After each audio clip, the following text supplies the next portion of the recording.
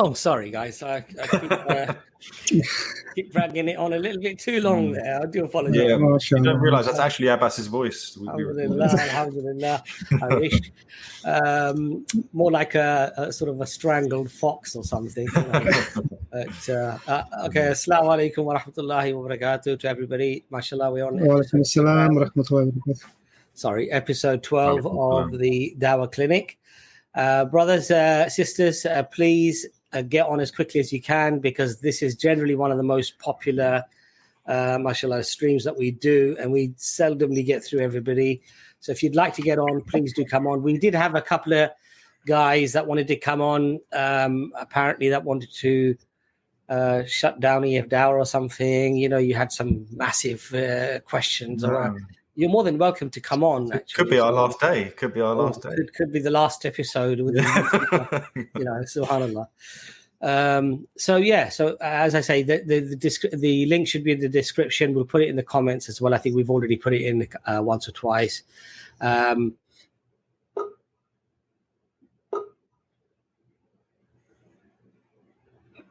Jordan, have you frozen Abbas with your magic? Yeah. I think his internet's dropping, isn't it? Again, he's got these old internet. Do you remember how bad it was before? It's come back. I thought he lent it to Pastor Burns. Internet is a little bit dodgy for the last couple of days. For some reason, it keeps cutting out. If you are non-Muslim, however, and you want to come on because you'd like to give the shahada, or you just have one or two questions and you're ready to take your shahada, your testimony of faith, then of course we will make space.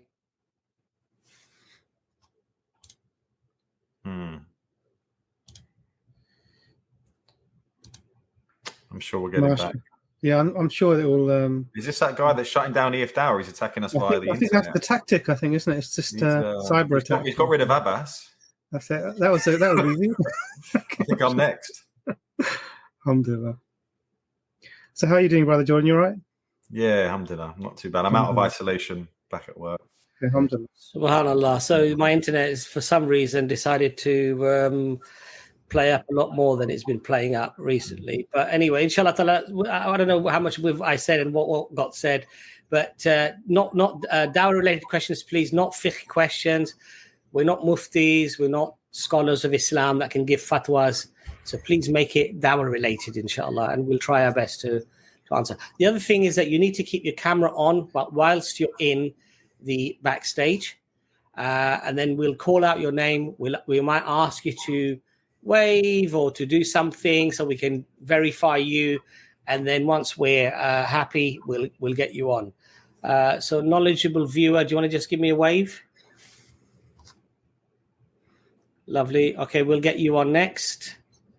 Knowledgeable viewer. Assalamu alaikum, brother. Assalamu alaikum.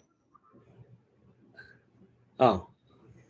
Well, I don't know what happened there. He just dropped out. I think his internet is, he must have borrowed his connection from me. Imran Khan, can you just put your camera on for a second or two, please? Just give us a thumbs up. Imran Khan, just give us a thumbs up, please. Thumbs up, thumbs up. Thank you. Lovely.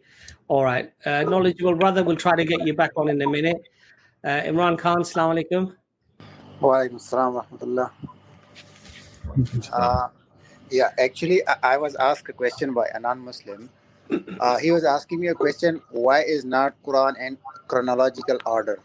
Because the first surah was revealed on the Holy Prophet Muhammad sallallahu alayhi wa sallam, was Iqra bismi rabbika allazi khalaq. And this surah was placed in the last chapter. So, like, why is that? Like, what is the logic behind it? Okay. Yeah. One of the, I'll actually start answering and I'll give it to the brothers inshallah, just in case my internet drops out again. But One of the obvious ones, really, brother, is that the Quran is not like a storybook. So it doesn't start from chapter 1, scene 1, and then progress to the end of the Quran. It's the surahs often are unique within themselves, and the message is sometimes quite unique. It might be talking about a battle. It might be talking about a question that the Prophet was asked. It might be referring to a particular incident.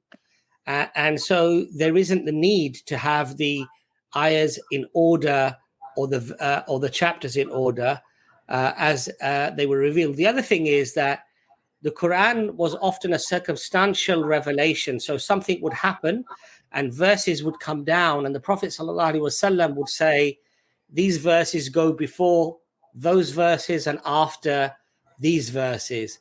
Now, the verses before and the verses after may have been revealed 3 years prior or 4 years prior, because the Quran was revealed in that way. So there isn't a need.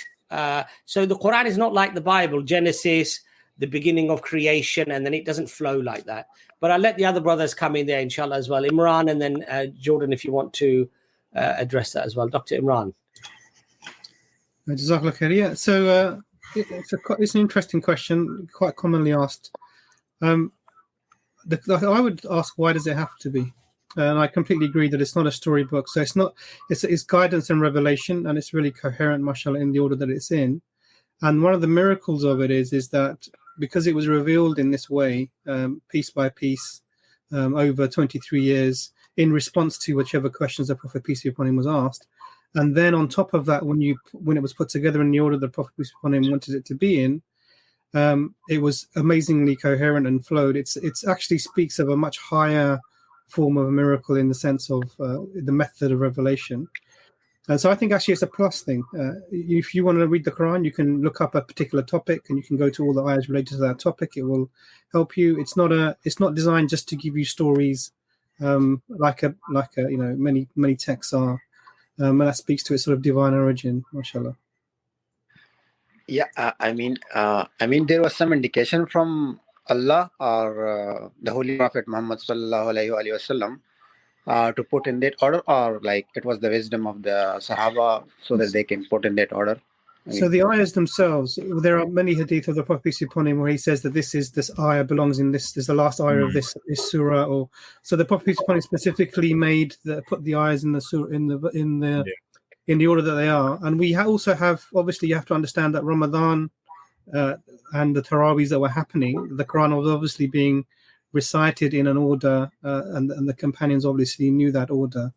So there was no ambiguity about the order in which the Quran was meant to have been in terms of the verses within the surahs. I've got kind of a simple. Yeah, sorry, Jordan, and also Imran, your question about did Allah do this or did the Prophet do this? Everything the Prophet did when it came to religion, which was religion, was from Allah subhanahu wa ta'ala. So the Prophet ﷺ made this very clear, that what I give of my own opinion about something, this is my opinion. And what comes down in terms of decree, in terms of the religion of Islam, this is from Allah subhanahu wa ta'ala. So we don't have any issue, inshallah, with that. Sorry, Jordan, brother, you can. I was going to say the brothers have covered most of it, but an easy way of sort of looking at it is, obviously Fatiha is translated as the opening or the entrance. That surely has to go at the beginning of the Quran, doesn't it? So, and that's Allah's words. So, yeah, alhamdulillah. Does that answer your question, brother Imran? Yeah, that answers my question. If you can allow me, if I can ask one other question, like shortly, I would appreciate it. Okay, very, very quickly. Go on, Imran, because we've already got like nearly a full house in the back. But go on, inshallah. I was asking a question like, why today Muslim is ready to die for their religion, but not completely following their religion. I'm from Pakistan. I can say, like a lot of people from my country can't hear bad words about our Holy Prophet Muhammad sallallahu alaihi wasallam and other things, but we are not following like completely a religion. I mean, we are lacking a lot of things, missing prayers, etc. So I mean, the people can die and they can kill other for their religion, but they're not following. I mean, what are the things like? I mean, why is that so? I think the simple thing would be that people are in misguidance, you see, because the Prophet ﷺ did warn us about a people that will come. And I believe that the hadith goes into detail that they will be young, their hair will be down to their shoulders. I think there is a mention of a black flag, and Islam will not go below their throats. Yeah. And when you look at them, you will think that your iman, your Islam is nothing, because they'll look like Muslims. Their beards will be long. They will be, reading their salah. You'll be looking at them. They'll be doing all of these things, but Islam will not go below their throats. It won't enter their hearts, basically. And so this form of overzealousness in some things it's a common thing that happens to a lot of people, for example. So, I mean, human nature is like this. You'll see people going into a burger joint and they will order, massive big burgers, fries, apple pies, this dessert, that dessert, cakes to go with it, cookies to go with it. And then they'll ask for a Diet Coke because that's got sugar in it. It's about priority. It's about being sensible. And sometimes people are just not that way, really. But I'll let the other brothers come in, inshallah. Yeah, do you want to go first, Imran? Or? All right. I think I listened to your question. I guess I would ask, and I'm careful with my words, is where are Muslims dying for their religion? The only Muslims I see dying for their religion in modern day are the oppressed, whether it's the genocide that's going to happen in India, whether it's the Uyghurs, whether it's people like that. People really... No, but when you're saying dying for their religion, I think you're talking about maybe politically people at the moment. I wouldn't say they're examples of that in modern day. Yes. Sorry, go on. Yeah, I was just saying, like, dying for their religion means, for example, if someone said bad things, like, for example, you have heard of a lot of many cases in Pakistan regarding blasphemy, etc. I mean, whoever said like not totally the people. I mean, whoever said bad things, bad not in the sense like they are abusing some Sahaba or something, but like whoever said bad thing about Islam, like bad things happen to them. I mean, they will take the law in their hands, everything. I'm trying to say like this. Yeah. Go on, Imran. So I think we have to be a little bit careful. So I think because brother Abbas, just to clarify, was talking about the Khawarij, and you seem not to be talking about these sorts. You talk about the sort of the general. So some people amongst the population in places like Pakistan, who when they hear about something negative said about their religion, become very emotional, get upset, and maybe cause some havoc, and maybe even attack some people. Yeah, that's yeah. So this is a different type of thing. Now, there's a positive and a negative here. Okay. So the positive is that these people have a love and a ghera for their religion and for the people of their religion. May that be the Prophet or the companions, peace be upon the Prophet, and may Allah be pleased with all the companions. So that this is something maybe that we're lacking so much. Maybe we should have more of it, which is a positive. That's a positive thing they have. But the negative thing is, how do you go about displaying your dislike of what's going on? The reason often people take things into their own hands is because the government itself is not representing the people in the right way about what they feel. And so they feel powerless to a certain extent, and therefore they try and take power into their own hands. I think places like Pakistan in particular, I'm Pakistani also in origin. So one of the things that's really important is that the way the religion is generally viewed is we rank our value of study. Become doctor, engineer, lawyer. If you can't get into this, then do something arts. If you can do the arts, if you can't do the arts, then try and get a manual labor job or become an engineer or mechanic or something. If you can't do that, then have a do day building work. If you can't, okay, just put him in the mosque and let him study. This is we have this ranking of the people that tend to become the general imams. Not everyone, but I tend to be those of not the higher stratum of education. And what we nearly need in places like this is to get the very educated, requirements. You have to have a theology, at least a BA in theology or something, in Islamic studies or something, to be able to run a masjid or these sorts of things. So there are lots of things that are just local to the area that might be an issue. But I think that we can't just make that a general thing. So that might happen in Pakistan, but doesn't happen with other places. So may Allah guide the people, may Allah put the humbleness and the mercy in the heart, so that we know that the Prophet, peace be upon him, had. Even when people were urinating in the masjid, the Prophet, peace be upon him, was very compassionate, allowing the person to finish, and told the companions to screen this man, even though he's urinating in the masjid, and to take him outside and explain to him what the problem was. If that person was in any country around the world now, he would probably get lynched. So we all are lacking in our adab and in the way that we should conduct ourselves and complain. May Allah make our rulers righteous people who will look after the needs of the Muslims, so the Muslims don't end up in situations where they're doing this sort of thing. It's not an easy question, brother, but Jazakallah khair for it. It makes us think a lot. Yeah, thank you very much. Lastly, my 4 friend with me, they are saying big salam to Abbas. They are admiring his patience. MashaAllah. Thank you very much. Thank you. Assalamu alaikum, brother. May Allah make me patient like that in everything else. That's all I can say. Yeah. Okay, brother Ali, just give us a little wave. Okay, inshallah, you're on next. Assalamu alaikum, brother Ali. Wa alaikum assalam. Can you hear me? Yes, we can, brother. Okay. So I kind of wanted an advice that, internet is completely unmoderated, whether it is YouTube, whether it is Twitter. So, for example, sometimes I want to watch a video of EFDawah. I would write EFDawah dash this, whatever the topic is.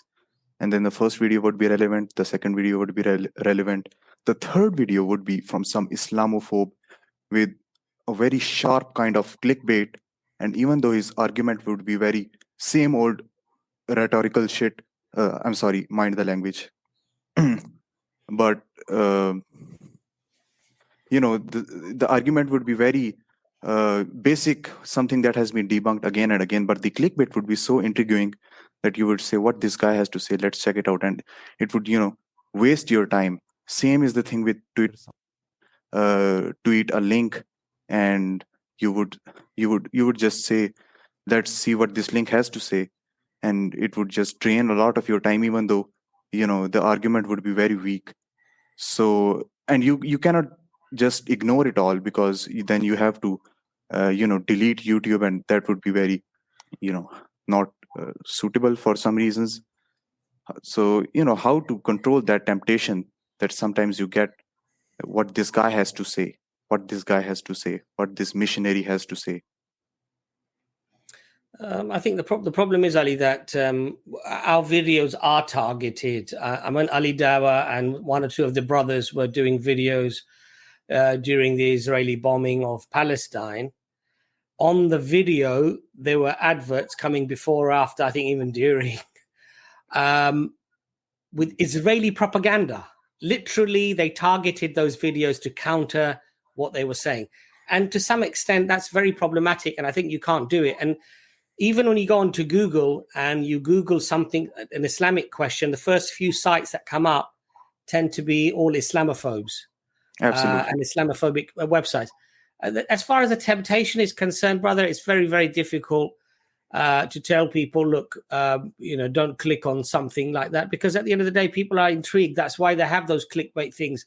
I mean, but all I would say to people is that and this is to Muslims and to non-Muslims, if I want to find out about the vaccine, I'm not just going to go to anti-vaxxers to find out whether the vaccine is good for me or not good for me. I'm going to go to reputable sources, people who have some trustable, information, verifiable information, maybe some sort of a consensus within science or whatever. If I want to find out about geography, I'm not going to go to flat earthers to find out what the earth looks like, because they believe the earth is flat. They don't believe that it's spherical. So, that's all I can really say is that be careful where you get your information from. If you're going to go to anti-Muslim websites, they will often mistranslate things and mislead people, because they don't have the truth. When they don't have the truth, all they can do is they can try to sling mud. And sometimes the best way to sling mud is propaganda and to sort of present lies and deception, and that's what they do. I'll address that to the other brothers as well, inshallah. Dr. Imran. Alhamdulillah. I think what I wanted to pin out of your question was the time, because the internet, and particularly YouTube and Twitter and Instagram, all these programs, they're designed to sell a product. And if you're not paying for something, then you are the product. And these companies are making billions from selling your attention. So you attend, you see the link, you click on the link, somebody makes a penny here and there, but billions of people doing this, they make billions an hour. And the Prophet peace be upon him said, there are, talking about the things that are precious. Amongst those, the Prophet peace be upon him mentioned that your time and your health were mentioned. And really, time is one of those things that we have a limited supply of. If you could actually see the time, I don't know if anyone's ever, seen any. There used to be a cartoon where there was an angel of death was depicted who could look at people, and the time of their life was like a clock above their heads. So he knew when this person was going to go. If we knew how much time we had, we would use our time more wisely. And I think what we need to do is, when we're planning our days, we're planning our weeks, we're planning our months, we need to allocate ourselves time for all of the things so that we keep our lives balanced, and even time for, I'm going to spend much time on YouTube looking at the new videos that have come from the brothers, etc. And then what you would do is you would remove yourself from that, because the people who are designing these are specifically designing them. There's no access to the time when people using a mobile. When you're watching these videos, it takes up the whole screen, and one video rolls onto another video, rolls onto another video, rolls onto, and what they're trying to get is your attention. Can we keep this person focused so that we can make as much money as we can from his attention? And we become like the slave to the machine. And what we really have to do is we really have to make sure that we're using our time really, really in the right way for the right things. It doesn't mean you don't have any enjoyment and fun, but it also means that you also spend time in other things, your health, you're eating well, sleeping well, staying with the family, looking after your obligations towards them, as well as entertainment and learning and these things. So that's the point that I wanted to make. But in terms of these videos, they will always be there, because people are not interested in actually truth. They're interested in portraying as much as they can. That might be an argument that might take somebody who hasn't seen the response, weaken their iman, take them away from the religion. This is the plan. And all we can try and do is counter that as much as we can. And this is what our efforts are. May Allah accept them and keep our intentions pure for his sake. Amen. Jordan, did you have a problem when you were researching Islam with all these, do you know what? I want to give this perspective, and then I just want to mention something else as well. But I just want to give this, because that's what I was going to talk about, is obviously when I clicked EFDawah, I saw all of these, you see the hate videos as well. And it's sometimes hard to differentiate. I mean, firstly, that's someone who's not Muslim. I think, well, I'll go into that first. For me, a lot of the people that are the haters of Islam, whether it's, we can name them, whether it's the Christian princes and the apostate prophets, and I came across some of these guys' streams, to be honest, they were dawah for me. Because if that is the alternative for Islam, if those guys are the alternative, can you name me one of these haters that comes across with good character? And because for me, I'm not going to take from anyone who comes across vile, rude to women, disgusting language. I'm just not, as a sort of a normal human being, I think, look, whatever race you are, whatever creed, we all respect good character. And alhamdulillah, the Muslim channels, I think, are the best in that. There's charity streams, there's positivity. And then you got these sort of gutter dwellers, leeching onto the Muslim channels. And without the Muslim channels, they wouldn't even exist, would they? Let's be honest. So I think in many ways there is dawah as well in these people. But to address your problem, we are the ones that build these people up by clicking on their videos. And I guess that's what you're talking about, isn't it? You've got the urge to click on it. Every time you click on it and comment and get annoyed, that video gets pushed out further in across and people start watching it. And I'll be honest with you, I'd like to say this, even if it's not popular, we're our own worst enemy sometimes as well. I'm tired of seeing Muslims bringing down scholars, exposing each other, goes completely against the tradition of Islam. And, you know, I'm always conscious of how that looks to the non-Muslim. But we need to stop that as well and stop clicking on those videos. But yeah, I think in general, it's a good question you brought on with. I'm glad you've brought that on, because we definitely seem to be attracted to this mudslinging hate, and Muslims are too. We watch it and we watch he's exposing him, then the Muslim responds. We have to have people debunking these people, but just let them do it. You know, let's not all get involved and jump on it and bring these people up to elevate them to a status where they've got hundreds of thousands of subscribers and think they're relevant when really they're not. Yeah. Does that help you, Brother Ali? Yeah, a lot. Thank you very much. Nice to speak to you, brother. Assalamu alaikum. Wa alaikum salam. Okay, mashallah. So we've got, we did have another Brother Ali, but I think he said his battery was on its way out. Let's have a look. Guys, if in the backstage, if you could please put your cameras on just for a second. Lovely. Just, but we need to see your face, not just your hands. So, all right, lovely. So Omar, we'll get you on next. You can switch your camera off if you like, or you can leave it on. Omar, welcome to the stream. Assalamu alaikum wa rahmatullahi wa barakatuh. Wa alaikum assalam wa rahmatullahi wa barakatuh. Guys, first of all, I want to say that I love you in the sake of Allah, alhamdulillah. And I've got a question that is not very relevant in the sense that there's no amal that's going to be built upon it. So, but just kind of curious about that question. The question of the what is so-called omnipotence paradox, where you like basically say, can God do like illogical things, like maybe a square circle or a triangle with more than 3 sides summing up to like more than 180 degrees.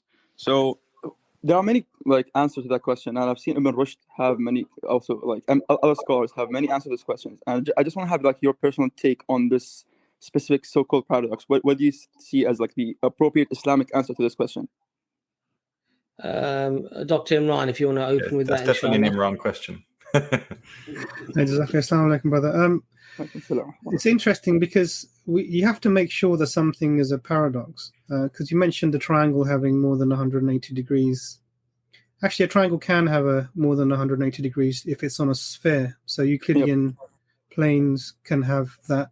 So sometimes things are not always paradoxes, but there are things, you know, like can you make a 4-sided triangle? These things.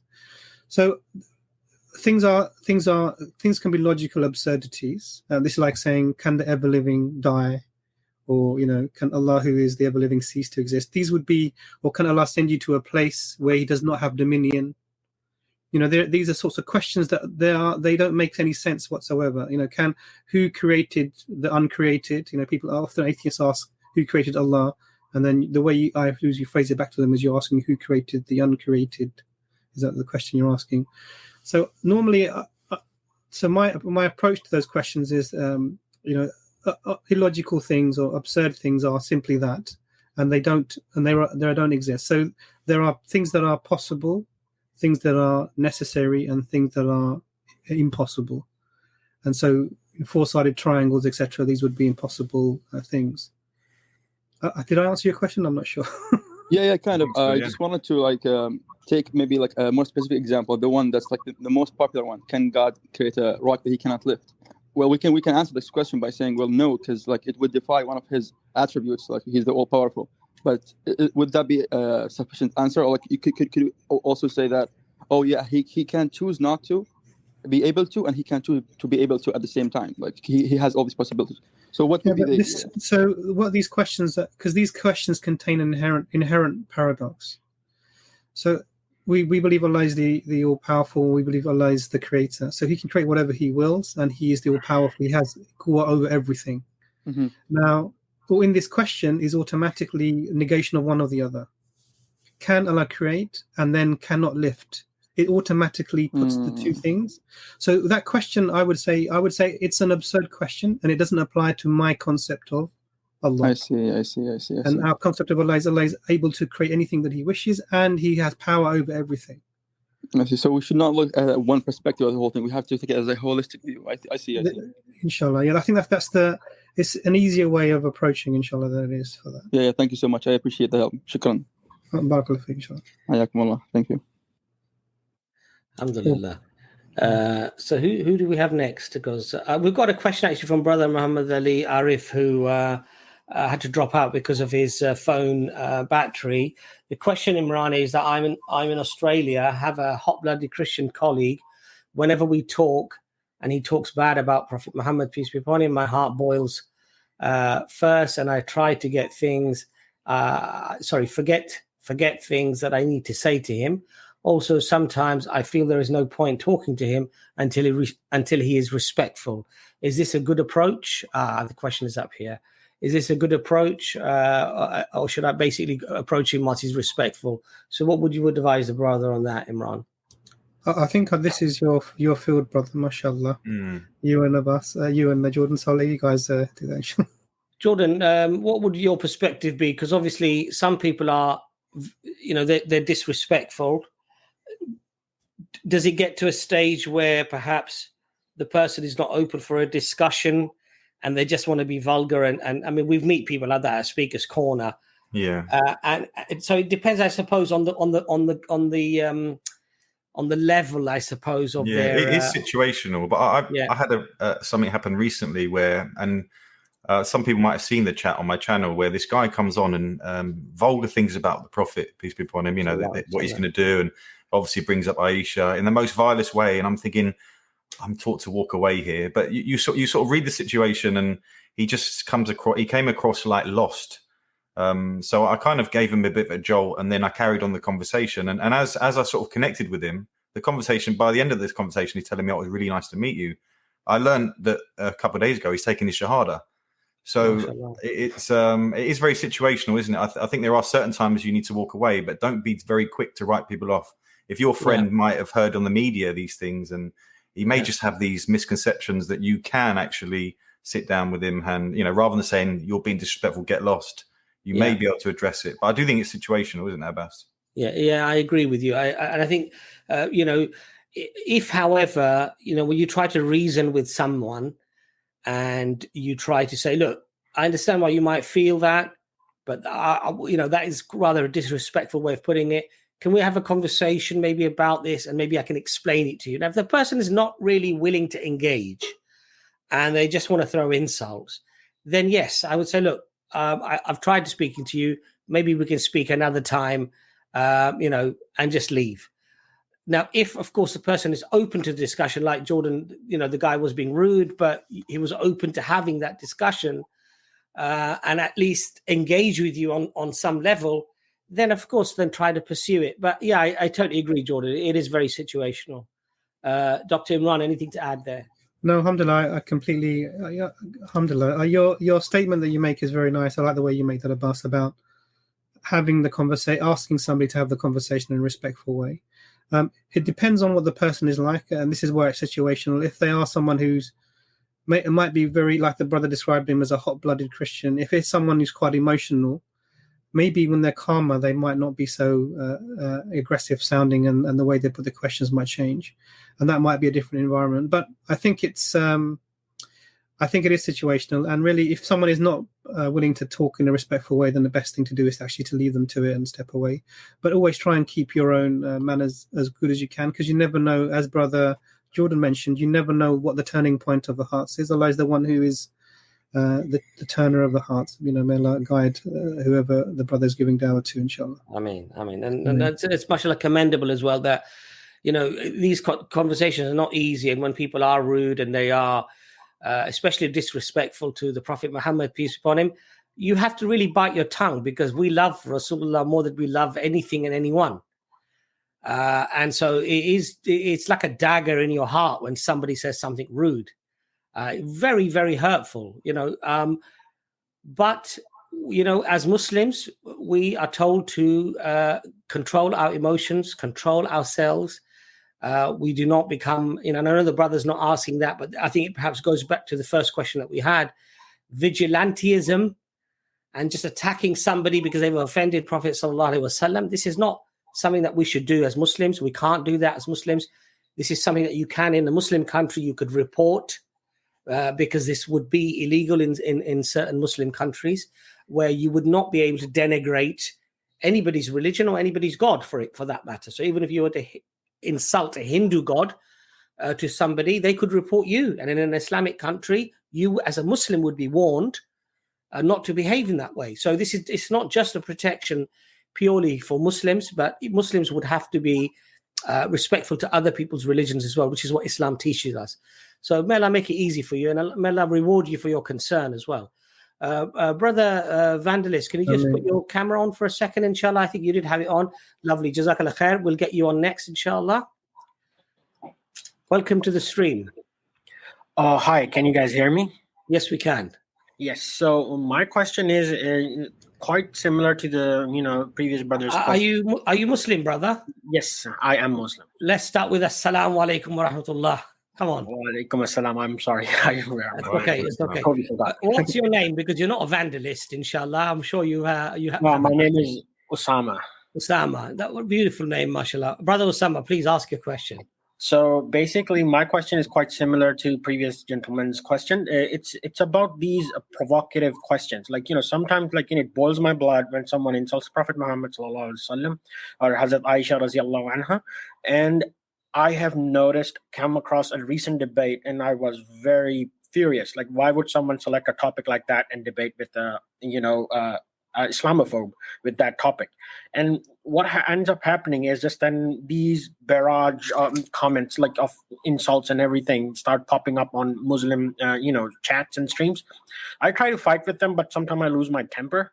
And while in chatting, I have made some mistakes. I have insulted them or their concepts of God and everything. And then I realized I'm stooping to their level, and it's just how do you guys control your temper in that situation? And what is the best and the easiest response to someone who insults our mother Aisha radiallahu anha? How do you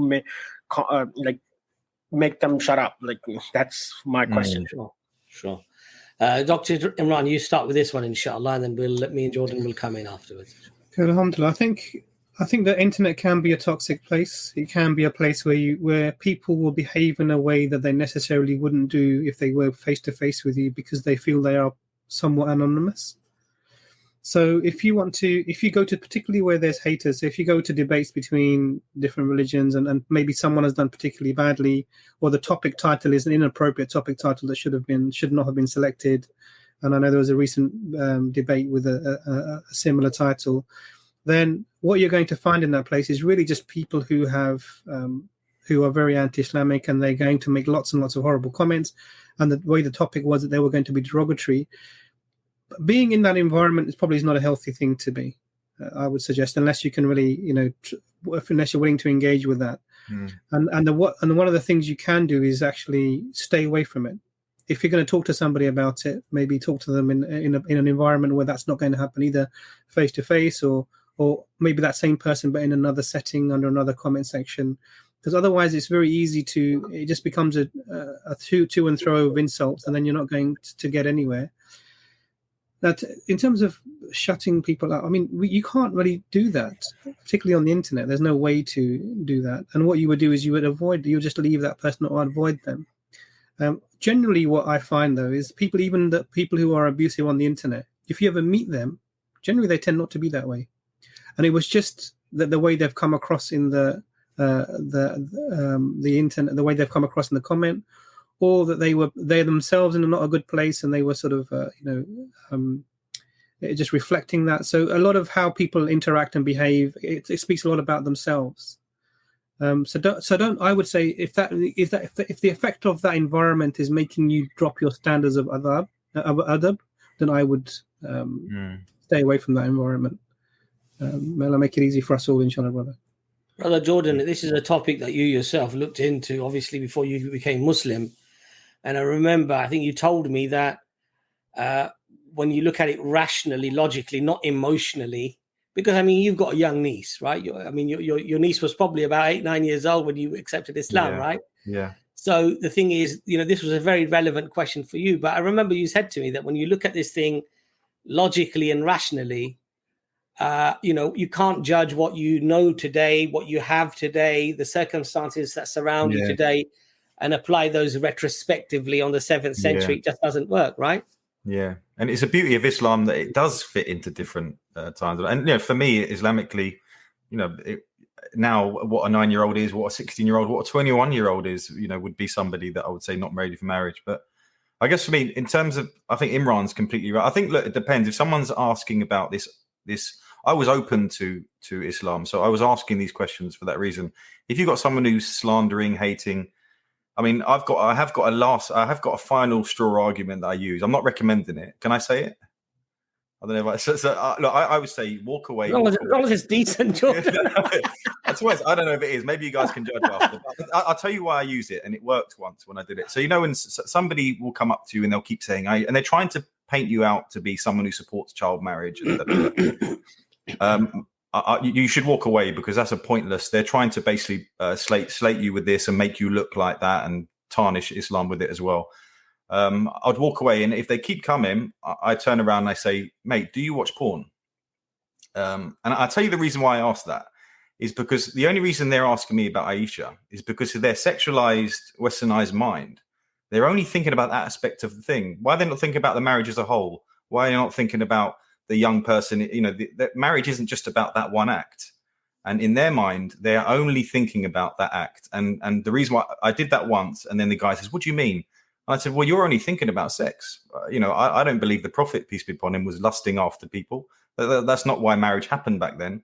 This is your mind. And I went down that road. I'm not saying use that, but that's something that I use. But I would take Imran's advice, walk away if they're using that kind of argument. I think, Osama, what I would actually do, if you want to just do a one-liner, I would simply say you're adopting the fallacy of presentism. I can explain it to you if you are intellectually capable of following it, and just leave it like that with a bit of a sarcastic comment, because this is truly an emotional argument that they are applying, and they're trying to make it out like it's some sort of an intellectual joker, trump card that they can play to sort of hurt the Muslims. And I think we need to stop being defensive and hurt by them. I'm not saying when they make derogatory slurs. I'm talking about when they say or question the marriage itself, But if they're being vulgar, then just say, you're adopting the fallacious argument of presentism. Go and do your research and just leave it at that, really. But you're right. We don't need to get vulgar. We don't need to get down to their level.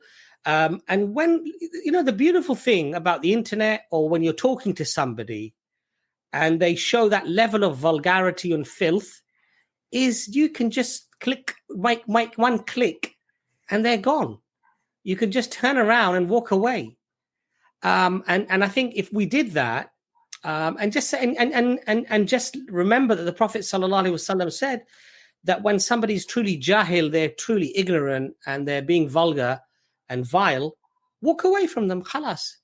Leave their affair up to Allah subhanahu wa ta'ala to deal with, and and worry about yourself and do whatever is best for yourself. But let Allah deal with these people, because ultimately, they have a sickness in their hearts, like Jordan said, and unfortunately, it just manifests itself in bad manners and things like that. But don't engage with people who are vulgar, because this is the problem that you have as a Muslim. Number one, you're not really permitted to be vulgar back, so you can't stoop to their level. You can't stoop to their level. So when somebody is shameless and they enter into a shameless dialogue with you, you're not going to be able to respond in that way. As a Muslim, you have a higher ideal. So for you, the best thing to do is walk away at that point. Yeah. Do not engage yourself with people like that. That's the best thing you can do. Thank you for that. So the thing is, I'll share the arguments which I was trying to use to defend, and tell me if they are correct or wrong. So basically, I was using the argument that in the past, there was a totally different construct of marriage and everything. And then I used to give them quotes from their own Christian sources, like, according to them, the age of Maryam radiallahu anhu was like 12, like, I don't know how it was. And then I also tried to make the point and show them that from Bible, Rebecca was 3 years old. Like, I know that's not possible, but yeah, it's just like just to make them see, like, give them an alternate perspective and stuff like that. But, then it just devolves after that. And, but the point here, Brother Osama, is that when somebody stoops to vulgarity, they're not applying logic or reason anymore.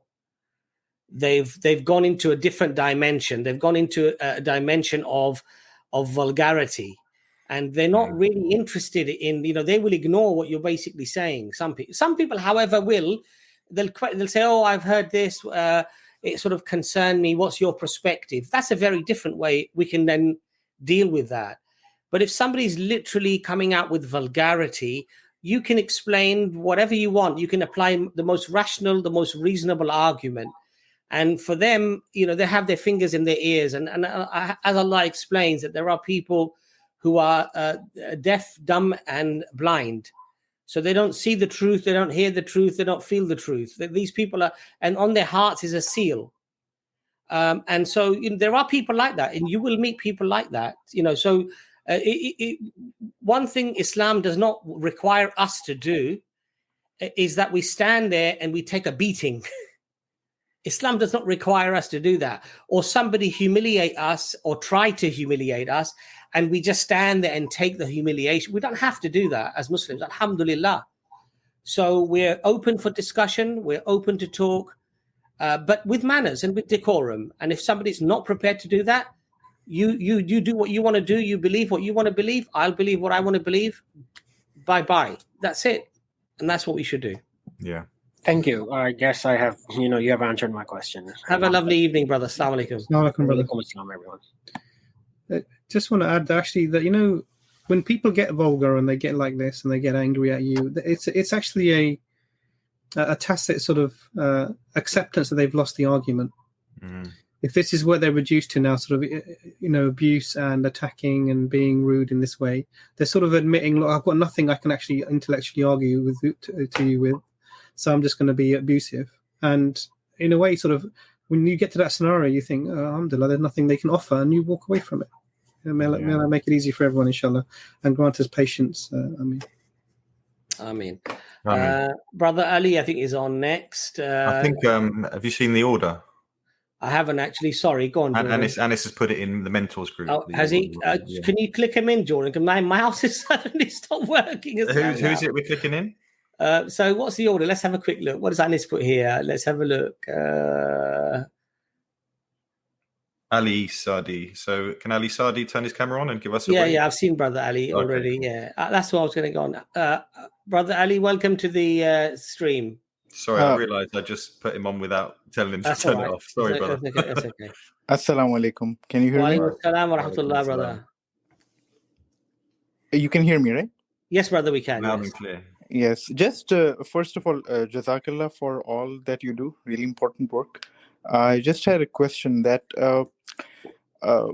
whenever the thing about weird things in the theology of Christians comes, for example, and all that, one argument is always that we should apply rationality, logic, basic thinking, and all those things. But there are still some aspects of Islam in which we are told to kind of just have faith, like trivial things. For example, the 7 circumambulation around the Kaaba. That is just an example in which there's no clear reason, but we are told to apply the thought that there is a wisdom of Allah behind it. In that case, we are like our approach is that for this thing we should have faith. But at the same time, sometimes when it comes to the Christian theology, we say that we should apply in their case we should apply rationality and logic and just regular thinking for it to make sense. And the Quran also tells us to think rationally, to ponder and all that. So my question is basically, how would we reconcile between, on the one hand, applying rationality, and when is it appropriate to have faith in the wisdom of Allah? Jazakallah khair, Brother Ali. It's a good question. When we say we ask the Christian to apply rationality, logic, and reason, that is very much so in terms of the provability of the text itself. It doesn't come down to, for example, all of the other aspects. So, for example, God is one. Yes, you can use your logic and your reason, rationality to perhaps arrive to that conclusion, but it's something that you believe on face value because you've been told that that is the case, right?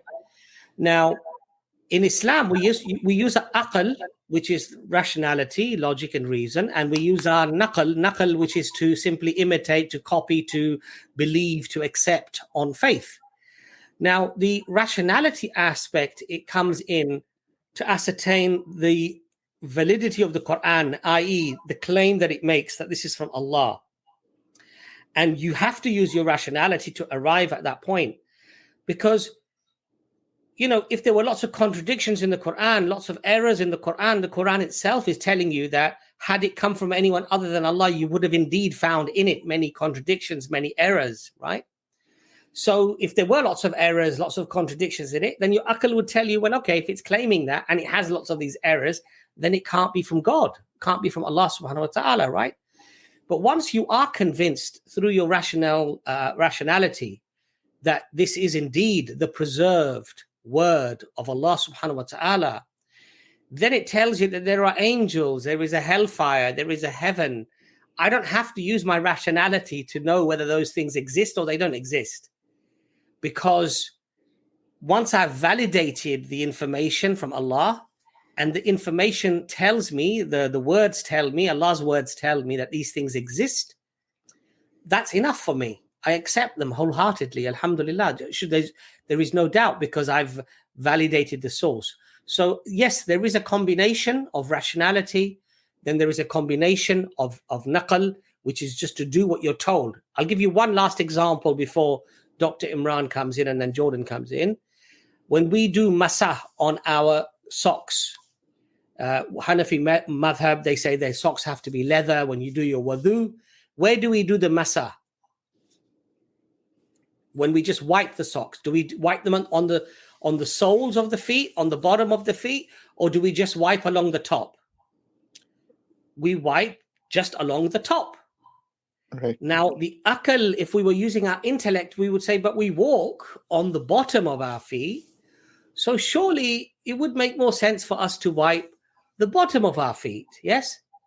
But the Prophet ﷺ instructed us that this is how the masah is done, on the top.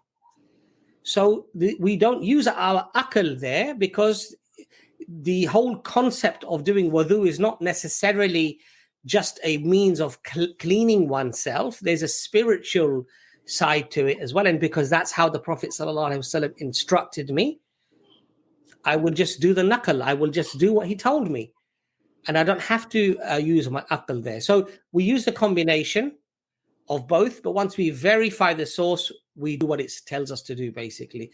What the problem that Christianity has is that when you engage that rationality and logic to verify the very source of information they have, the exact opposite comes out, which is that this is not from God. Or if it was from God, it certainly has a lot in it that is not from God. That's where the rationality should arrive at. And therefore, what it tells you, you can't then trust, you see. So I'll let Dr. Imran come in there. Sorry, I probably blabbered on a bit too much there. Thank you, Brother Abbas. Thank you.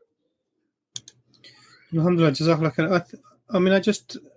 I think the example you gave, I just want to talk about the example you gave, brother. So the example you gave, really, there's a couple of things. So first of all, we know why there are seven circuits around the Kaaba, because the Prophet, peace be upon him, told us and taught us this is how to do the Hajj. This is how he taught the companions. The same way that we learn the Salah from the Prophet, peace be upon him. This is from Allah. Now you don't have access to that information. It comes via the Prophet, peace be upon him, and this is why we do that. So that's not something without reason. Now, if you're asking why 7 and not anything else, we could say, well, why 2 rakat al-Fajr? why 2 sujood when we do sujood? What, why you get to a place where how this information is not even beneficial for you, in the sense that this is what the Prophet, peace be upon him, has taught you, and this is from Allah, and this is what you would do. And when we speak to Christians, what we're often doing is speaking about the rationality of, say, the concept of God, or the concept of salvation. Can God forgive sin or not? And then the idea that God must punish people as opposed to forgiving them. The punishment of sin is death. Or, I mean, these things, they are rational contradictions. Even within the text, we have statements that the Father will not pay for the sins of the Son, and revert vice versa. So this is where the rationality falls down. And on top of that, you have the rationality of looking at, preservation, as brother mentioned, of the scriptures, etc., and then still adhering to them and building your theology on them. But these are the things. So the thing you mentioned for Islam was actually quite a peripheral thing. So we can use our rationality to come to the fact that Allah is one. We can come to the fact that the Prophet, peace be upon him, is a messenger from Allah. We can look at the Quran and see that it is an inimitable text that has come, and this would give us evidence of this divine origin, because it's not inimitable by human beings. And then if you look at the what's come from that, the fruits of that have been amazing. So there's a lot of things that we can rationalize. Now, when it comes to individual peripheral things within the religion, how things are done specifically, I mean, do angels exist? Yeah, we have faith. There's no way for us to access that.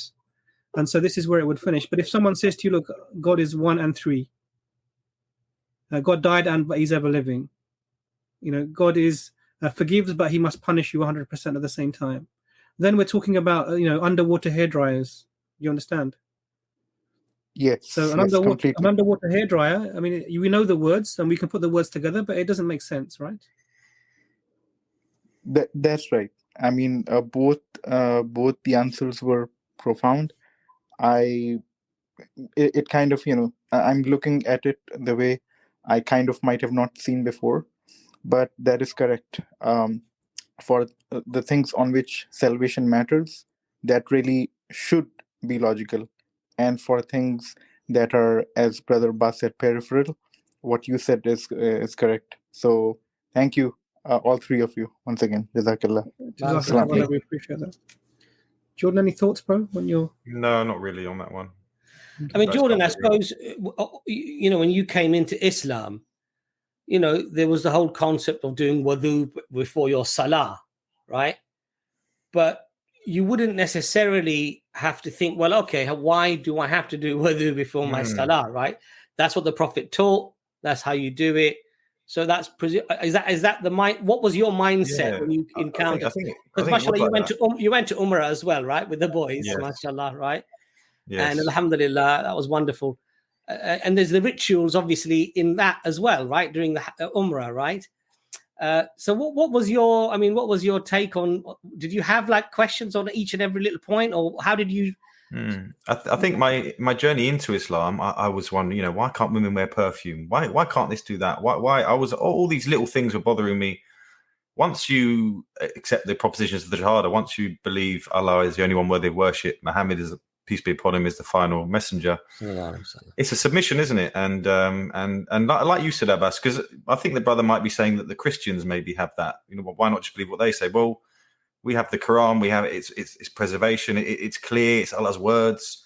The Christians is all a bit. I think the brother mentioned Trinity at the beginning. Well, if the Bible specifically said Trinity, I might be able to take it a bit more serious. But it all seems wishy-washy to me, and that's just from my experience looking in. But yeah, I think that once I'd submitted, I guess you don't really question those bits anymore. Yeah, alhamdulillah. And I think that is part of what submission means, doesn't it? Because and isn't it interesting that right at the beginning of the Quran, Allah says that, those who believe in the seen and the unseen. In other words, there are certain things that are seen that you'll be able to see, but you have to believe in the unseen as well, which Imran Masha alluded to, that we have to believe in those things on faith. Just because Allah told us, or the Prophet Muhammad sallallahu alaihi wasallam told us of those things, alhamdulillah, we accept it. Brother, is it Hamza Jabbar? Hamza Jabbar is next, is that right? Right, brother, we'll have you on next, inshallah, now. Hamza Jabbar, welcome to the stream. Hello, assalamu alaikum. Wa alaikum assalam. First of all, thank you, Brother Abbas, Brother Jordan, Brother Imran. You guys are doing a really, really good job, and may Allah Ta'ala increase you all in goodness. Amen. Hello, can you hear me? Yeah, loud and clear, brother. Perfect. So the question I had is, and I was hoping to draw from, the experience that you guys have as well, living in a non-Muslim country, is I've been looking to buy a house for myself, and of course, halal options are very limited. And one of the options is what you call a diminishing partnership. I can't remember the exact Arabic word for it. If it's musharaka or something like that. I'm sorry, I don't know the exact Arabic word. And I just wanted your thoughts on it, whether is that halal, or if it isn't, what advice would you give me? Brother Hamza, we're not scholars. We can't give you fatwa. We're not able to even have the knowledge to answer these sorts of questions. We can't give you rulings. So the thing to do, brother, I think, is to go to your local masjid and sit with the imam, or find a scholar in your local area. If you're having trouble, please email us and we can put you in touch with a scholar who would be qualified to answer the types of questions. We're not faqirs. We're not qualified to answer these questions, brother. So get in touch with us. We'll put you in touch with somebody. Otherwise, if you find someone local in your area, they may be able to help you with that, inshallah.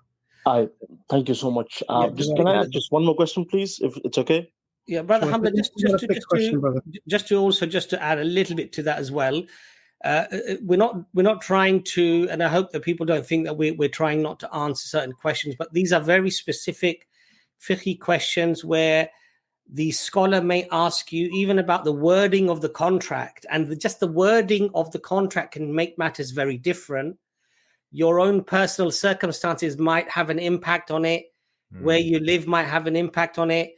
Whether your children are in danger or your family is in danger living in a particular area, that may change the ruling. Islam is a beautiful religion where, yes, things are haram and halal, but there are gray areas, and there are areas where even a halal sometimes might be recommended that you don't do it. So that's why it's a very, very intricate type of knowledge that you need, and that's why we're telling you to go to a scholar, brother. So I hope you don't mind. What's your next question, brother?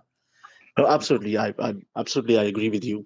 I guess so. My second question, just to add on to it, so if I can what would you advise me to do in such a situation? If I can just draw from your experience, or if you've been through a similar situation, and how did you go about resolving it? The best advice, brother, I would say is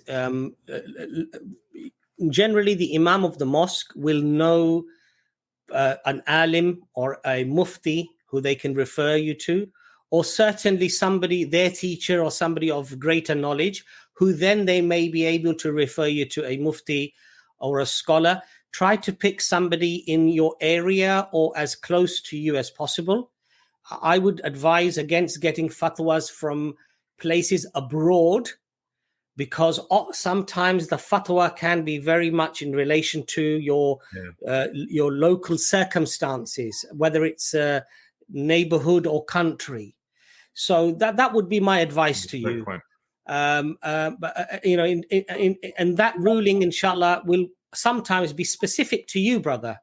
The mufti will not give the same ruling maybe to your neighbor even, because their circumstances might be different. They already might have a house. They may already have a lot of investments that they can sell to buy the house. So there might be so many factors that will be taken into consideration. So I would say go to your imam, ask him, is there a mufti, qualified mufti that I can go to ask this question?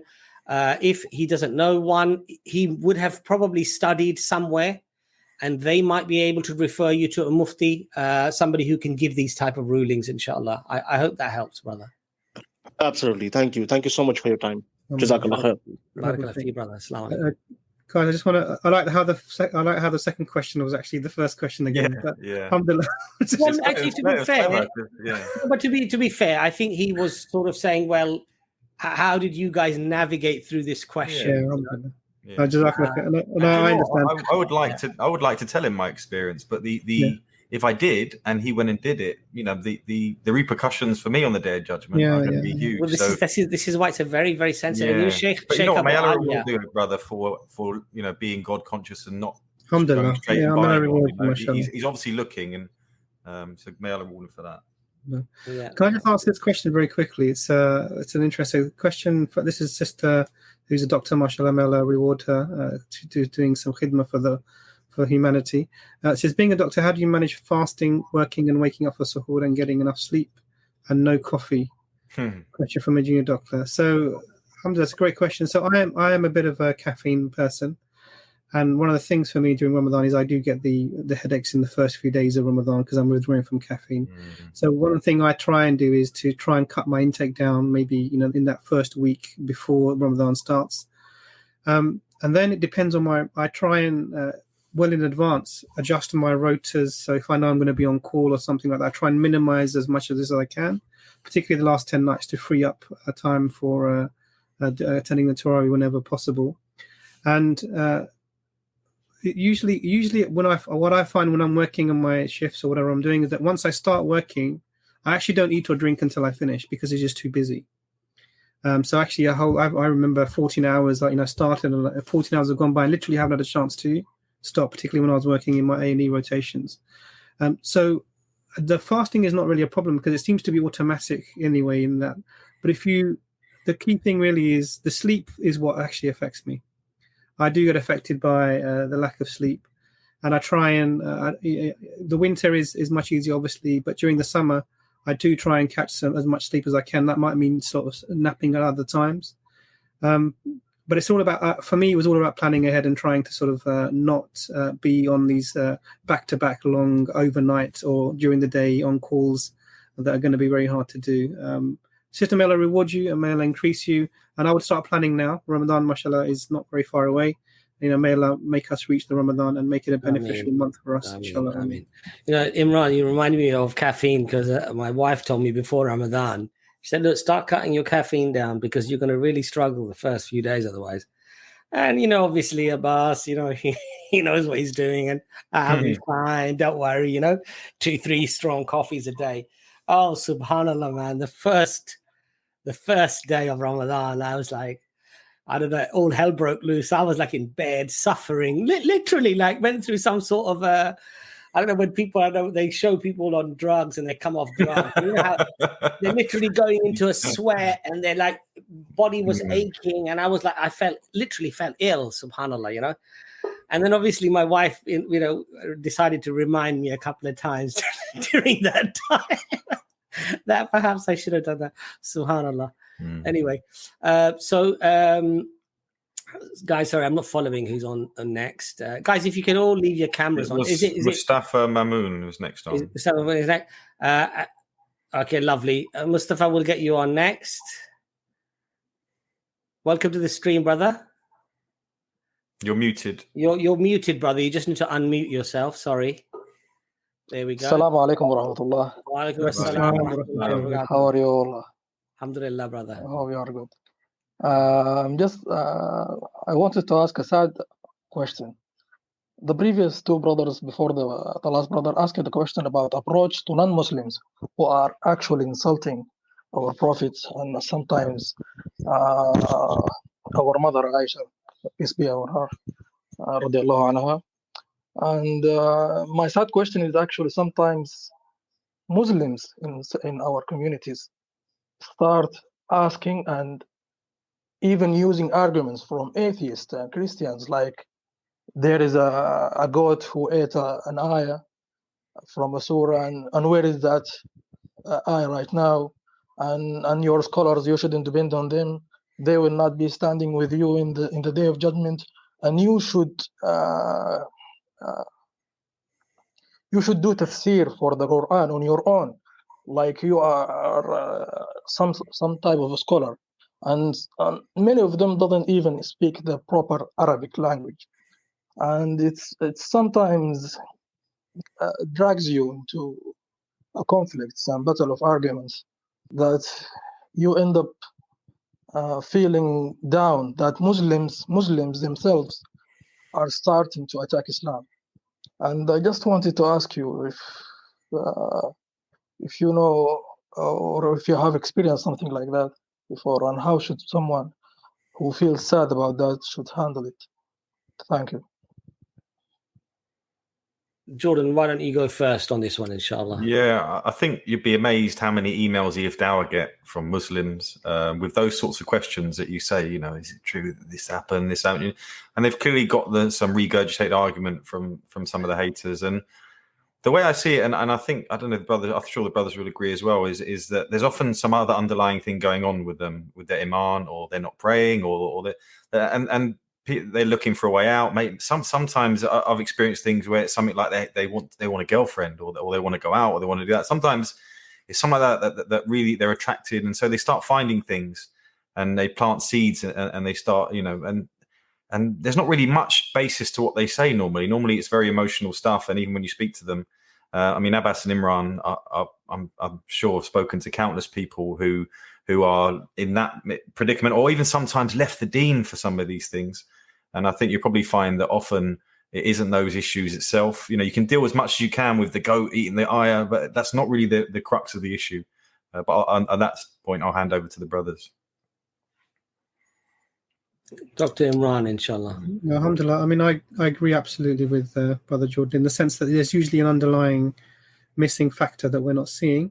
And often people have been on a journey when they become, where they start to actually advocate on behalf almost of an atheist or an anti-Muslim perspective. Usually they've been on a journey, and that journey is that there were maybe some questions and they didn't know who to ask, or they asked some people who responded to them maybe harshly. And so they felt there maybe wasn't an answer, or they felt belittled, and it drove them out away from the religion a little bit, and maybe weakened their iman even more. To a certain extent, we should, when first people raise these questions, we should actually think very compassionately about how to help them through this dilemma.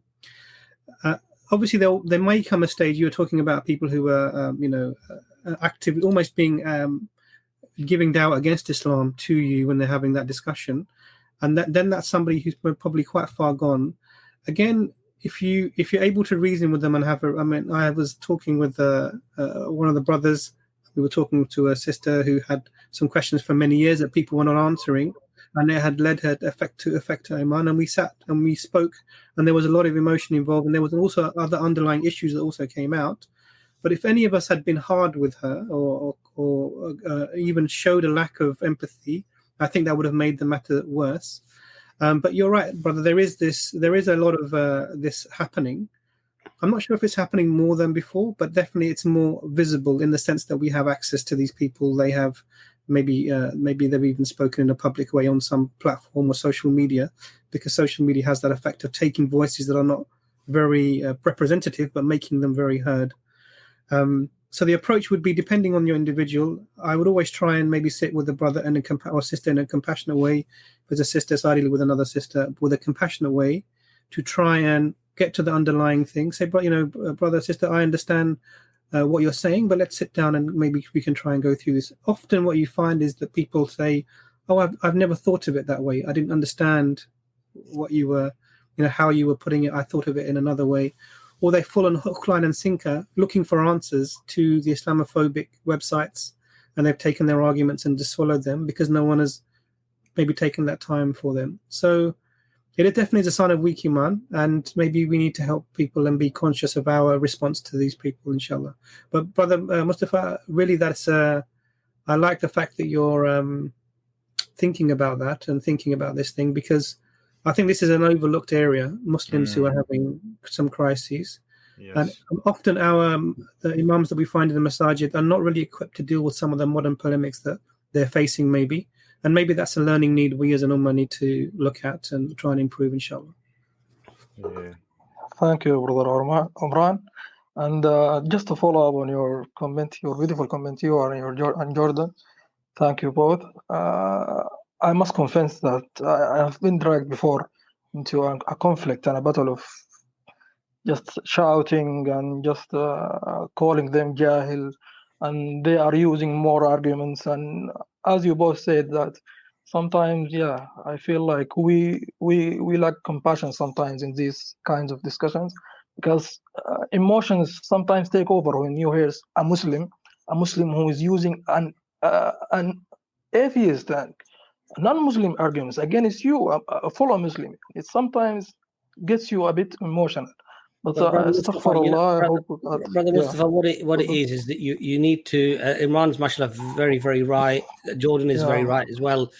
Where there's often underlying issues behind it. There's something else going on, and also, mashallah, Brother Mustafa, maybe you were surrounded by parents who were, Islamic. Maybe you were surrounded by family that were Islamic. Maybe when you had questions, those questions were addressed properly. You see, there are a lot of a lot of children who go home and ask parents questions. The parents themselves don't know the answers, and so this becomes like a slow journey out of Islam because they're not getting the answers. They're not getting rational answers. Sometimes parents get irritated. They even tell the children off for asking very philosophical or difficult questions, and so the children stop asking. So we have to realize that Allah alhamdulillah blessed us with people around us, with family around us, with influences, with friends around us that mashallah helped us in our journey, and maybe they didn't have this, you see. And one of the biggest things that comes out of the discussions with people who've left Islam or are thinking of leaving Islam or have major doubt is a lack of ilm, lack of knowledge of Islam. Yes. And so some of the very questions that they ask, you are left really surprised because a 10-year-old would have known this, you see. So what it does show you is that it's a lack of ilm and a lack of knowledge. And just because you were praying and just following what your dad did or what your mother did or your uncle was doing and going to the mosque, it doesn't mean you were a Muslim and you believed in it. You might have just been doing things, and just copying things. And so it's often, for me, when I talk to people like that, it's almost like you have to unravel the psychology, what's going on behind this person, what's been going on, how much do they know.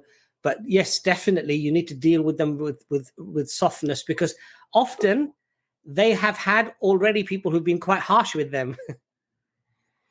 And so they're expecting you to be harsh and judgmental as well, And if you do that, you end up driving them further away. So may Allah give us, inshallah, hidayah guidance to deal with these things in a more sensitive way, inshallah, and reduce the doubt. Inshallah. And just a last part of the question is that many of these arguments always start by when you advise someone, like on social media, that you should go back to Allah and you should stay away from this kind of stuff and stuff like that. Many Muslims come with this one argument: leave people alone. Don't start acting like a da'iyah. You don't judge people in the judgment day, and it just gets frustrating sometimes. Do you mean this kind of no one can judge me kind of attitude? Is that what you? Yeah, they start like God knows what is in my heart. You shouldn't judge me. I can act the way I like. If I want to do that, I can do it, and you shouldn't even advise me. You don't have the right for that. And they just deny that in our Islam, our teaching teaches that if you can prevent something, you should start with your hand, like the hadith says. If you couldn't, you should use your tongue, and the last resort is you should change it with your heart. They denied all of that. They deny all of that. They just tell you, don't act like you are the perfect Muslim out there. You have many faults. Don't advise us about anything. You should keep it to yourself. And do you know what, you've highlighted a massive issue. So I've just come off TikTok, my second ban, which is probably a good thing. But you go on there and it's a place of obviously where a lot of the Muslim youth are. But what you're just saying there is exactly what they're saying. They're on there doing everything and un-Islamic on there.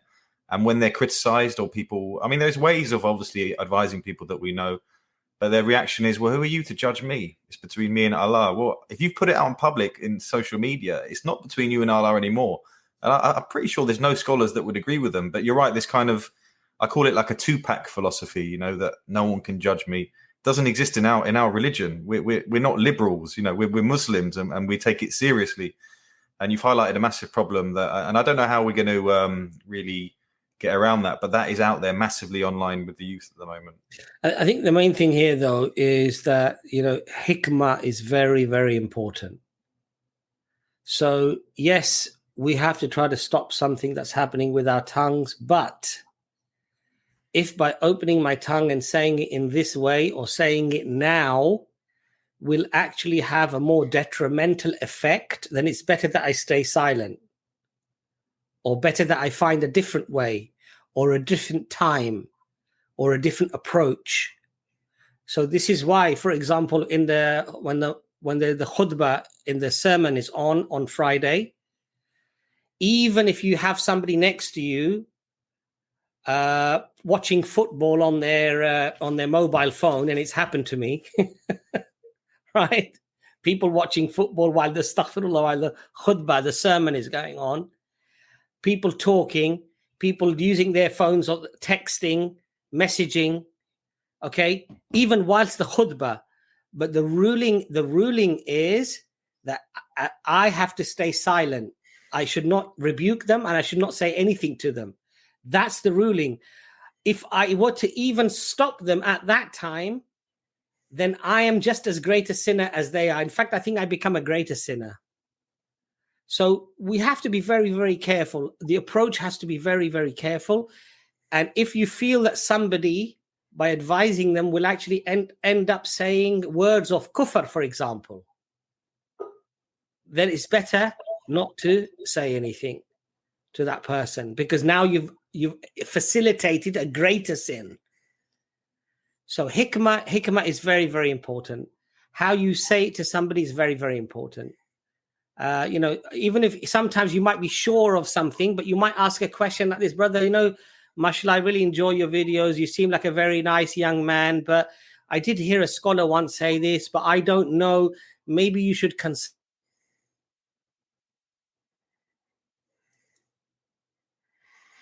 He's coming back. He's coming back. Alhamdulillah. It's definitely a good jazakallah for bringing this and highlighting this issue. Thank you, Brother Jordan, and I apologize for taking much of your time and much of other brothers' time. Thank you for this. Thank you very much. Thank you for the opportunity. Thank you very much. I think my internet is telling me to keep the answers short. Anyway. And just to brighten the mood, I just wanted to comment that I have two things in common with Dr. Imran I discovered today. We both watch Death Note, which has the time above the head. And we are both physicians. Thank you for the I reward you for your work, brother. Thank you. Assalamu alaikum, brother. Alhamdulillah. Yeah. I just want to answer this question, because this is you know, we, subhanAllah, as a parent, we know our shortcomings, and we do the best with what we know at the time we're doing it, and we learn as we have more children and we get more experienced, and we make our mistakes, but we do the best in what we can do. And even the Prophet Nuh alayhi salam, you know, who was a great prophet of Allah, one of the Ulul Azm, who had a child who rejected his way at the end and who died, you know, and these things are not in our hands. Ultimately, you do your best with your children, you get them to a stage where they are able to make good choices for themselves, and then really it is their journey. And what we hope is that Allah makes it easy for us, and Allah guards the iman and the safety of our children, of the ummah, and the children of all around the world. You know, may Allah guide them and keep them protected. And we must, one of the things we sometimes do is we're very hard on ourselves, and that prevents us from moving forward, learning from our mistakes, and showing that, you know, we're not perfect in any way, and even as parents we're not perfect. And what we mustn't do is be really hard on ourselves and make that the only reason. There are many reasons. The people that have influence on your child, when they're very small, it's you. But then as soon as they're entering school and they're spending most of their day away from you, your level of influence starts to fall. And what we really should try and do is remain as engaged as we can in the lives of our children, share our interest and their interest with each other, spend quality time, not just interrogative, what have you done? How was your day? Is your homework done?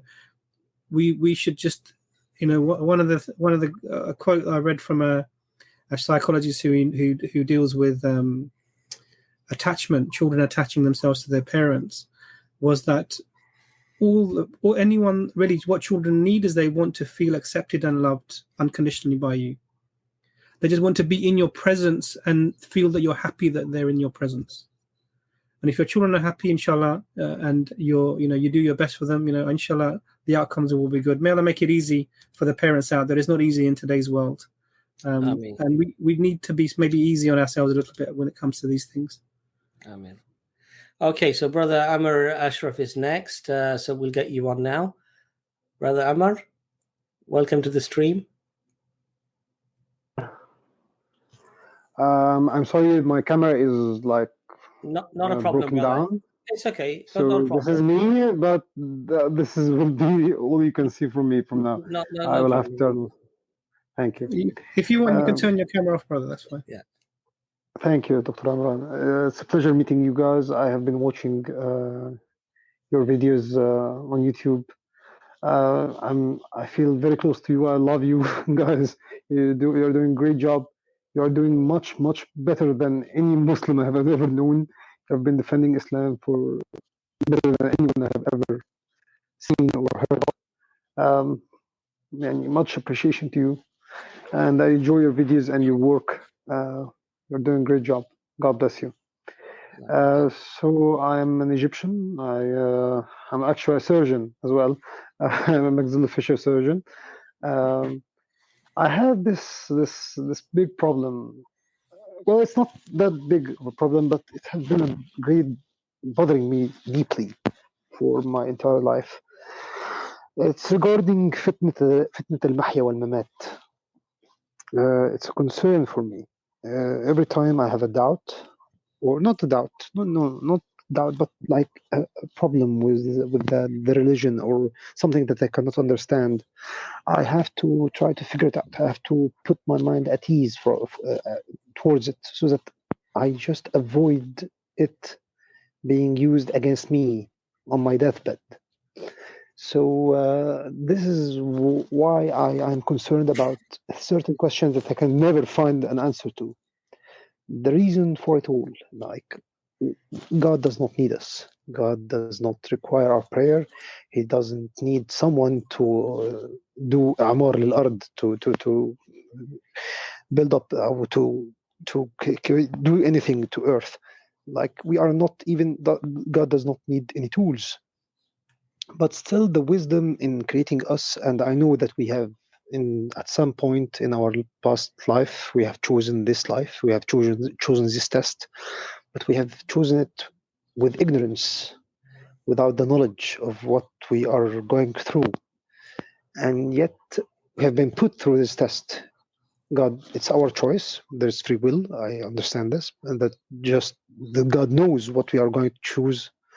Our choices is not Him dictating our life. But still, it bothers me. It bothers me deeply that I find that, like, it would be a way that it would be used against me on this final test at my deathbed, that I'm going to fail. So I need to find something that puts me at ease against it. The reason for it all. Why would the wisdom, I know this may be redundant, this may be pointless to ask, but still I can't find anyone who is concerned with this other than me, actually. So, but I actually find some kindred spirit with you guys, someone that I can share this concern and discuss with. Almost all my friends never think about this stuff, but it concerns me deeply. And I have to find some sort of an answer for it, if you can help. Jazakallah khair for your question. I think since you are a physician, and we seem to be getting a lot of physicians, mashallah, and surgeons and doctors today, I think it would be befitting if our own doctor, mashallah, and the team starts with the conversation, inshallah. Dr. Imran. Jazakallah khair, brother. We also love you for the sake of Allah, brother, and may Allah accept everything that we do and purify our intentions for His sake alone. But I just want to be clear on your question, because you said many things in that. And before you clarify for me, I just want to say that your concern for your iman is actually a sign of iman. You're concerned that something's going to be held against you on the day of your passing and the day of your judgment is a sign of your iman. In fact, the companions we know, may Allah be pleased with them, often would say that when we are with you, Prophet peace be upon him, we think of we are strong, and we think of the things you tell us, and when we are away, things come to our mind and we cannot even repeat them to you. And I'm just paraphrasing. And the Prophet peace be upon him reassure them this is a sign of your iman, that our concern. So if you didn't have the iman and you didn't have the concern, then you would not be worried about it. It doesn't matter. It's not important. Let me just get on with my life. I'm doing well. Everything's fine. Alhamdulillah. But the fact that there is concern is actually an evidence for you, brother. So I would take that as a positive thing, not a negative. But please, brother, clarify your question so I don't misunderstand, inshallah. Well, yes. Thank you for your kind words. My concern is you have heard of the fitnat al-mahya wal-mamat. This is when I am on my deathbed and some demon would come to me and would try to deviate me from the righteous path so that I die on kufr and not believe. So this concerns me so much that, recently my mother passed away, and on her deathbed, she would say strange things. It's like she's asking something to stay away from her, and she would keep repeating the shahada. This disturbed me deeply, and I have heard of it from other friends who have seen loved ones pass away, and other family members, and they are concerned. And this is what I found, that this is fitnat al-mahya wal-mamat. This is where, when you are on your deathbed, a demon comes to you and he's trying to deviate you from dying on shahada. He's trying to believe in anything else except God, and he will start using your doubts. And he starts to use any questions that you have never answered or had never had clear answers to deviate you from dying on shahada, like giving you build up on your doubts just to deviate you from this. And it concerns me deeply that no matter what I do, or I don't know actually what would happen if this occurred to me. Like, would God use this as a final testimony that I died on kufr, or is this a test that if I failed, that God's mercy may still cover me or not? Let me just start by saying that I'm really saddened to hear of the passing of your mother. May Allah forgive her and grant her the highest Jannah al-Firdaus, inshallah. Really, mothers their value cannot be measured. Subhanallah, may Allah make it easy for Alhamdulillah. Alhamdulillah. What I would say, brother, is I worked in an oncology ward for probably about just under a year, and unfortunately it was a place where people would come often the end of life and they would pass, and I would often see this type of sakharat al-maut, this difficulty at the time of death. And one scenario was once there was a gentleman, he was literally a few hours away from his time, and he started to deteriorate, and so I just was checking on him, and his wife kept coming out of the room, and I said, are you okay? What's that? This is a non-Muslim couple. I said, are you okay? What problem? She goes, I don't know what to do. And I said, just sit with him, hold his hand, he'll be fine. But he was obviously in a little bit of distress, so she kept coming out again, and she said, I'm afraid. And I said, okay, I will come and I will sit with you. So she sat on one side, and I sat and I held his hand. I said, you hold his hand and just be with the person. And this person was, he was saying odd things, and she mentioned, he used to do this when he used to be into this, and those things were coming out. And right at the end, he looked over my shoulder and he said, tell him I'm not ready. Clear words came out of him. Now, subhanAllah, really, all the hairs on the back of my neck stood up. And I was making dua that please let there be a nurse behind me or something. And I turned to look, and there was no one there. And I've even heard of brothers. I've even heard of people who started rapping when they were at this time, when they were in this time of struggling. And what for me, when I view this time, is really what comes out of your at that time is really what you've been doing in your life. So if you've been doing dhikr, if you've been doing like your mother, mashallah, what was coming out at that time was the shahada. And this is a reflection of a lifetime of ibadah, mashallah. May Allah accept it from her.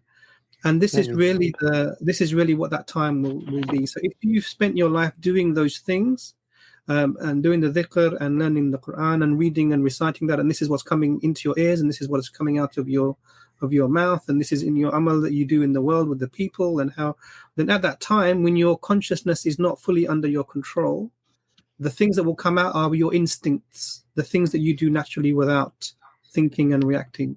And inshallah, they will be positive things. Inshallah, may Allah grant us to die with a shahada upon our lips, inshallah. Mashallah, your mother had a blessed death because she was blessed with this. Mashallah, may Allah grant her the highest for those. But your questions, you're right. You do need to seek answers for. And the seeking is the journey, brother. Some are questions you may not get complete answers to. So I think probably what would be useful, brother, if you have anything specific, it might be worth sending us an email and we can talk about it. Or if there's something you think can be succinct and we can talk about it now, then we will try and do that. I'm just mindful of the fact that there's lots of brothers who are waiting in the... Yes, I understand. I'm sorry I took a lot of your time. No, not at all. Not at all. What I will do is I'll put the email, I'll get one of the brothers to put the email up for you. And this is our email, EFDawah@gmail.com. Contact us. We'll organize maybe a private StreamYard discussion and we can talk about the specific queries you may have, inshallah, to try and tackle them. But my answer would be really, it's to reassure you that your worry and your concern about your akhirah is a sign of iman. You're worrying about, do I have it? Even the companions would worry if they were not being tested. Are we hypocrites? Is Allah not testing us? Subhanallah, may Allah be pleased with them. And if they are thinking like this, who are we? Who are we indeed? So I think be positive with that and try to live your life in a way that if someone was to say, who is this person? How would he behave? Automatically, they would say he would behave nicely, and the word that would come out of his mouth would be Quran or Hadith or Dhikr, something like this, inshallah. Yeah. Inshallah. Thank you, gentlemen. I heard a very good lecture, Brother Amr, from, I think it was Sheikh Hamza Yusuf, and he said, you will die as you live. Mm-hmm. Death will be a reflection of how you lived. And that's why when Dr. Imran is saying there are some people on their lips is rap music, for some people they're swearing, they use vulgar language because all their life they used vulgar language. For some people, they had a great attachment to this world and materialism, and they're afraid of losing their cars and their houses, and they're afraid of losing that materialism. And it can be a very, very difficult time for those people. Now, what we do, Brother Amr, is we trust in Allah subhanahu wa ta'ala. So we try to live our life how we would like to die. So this is a great, mashallah, great question from you, brother, and a great thing for us to all reflect upon.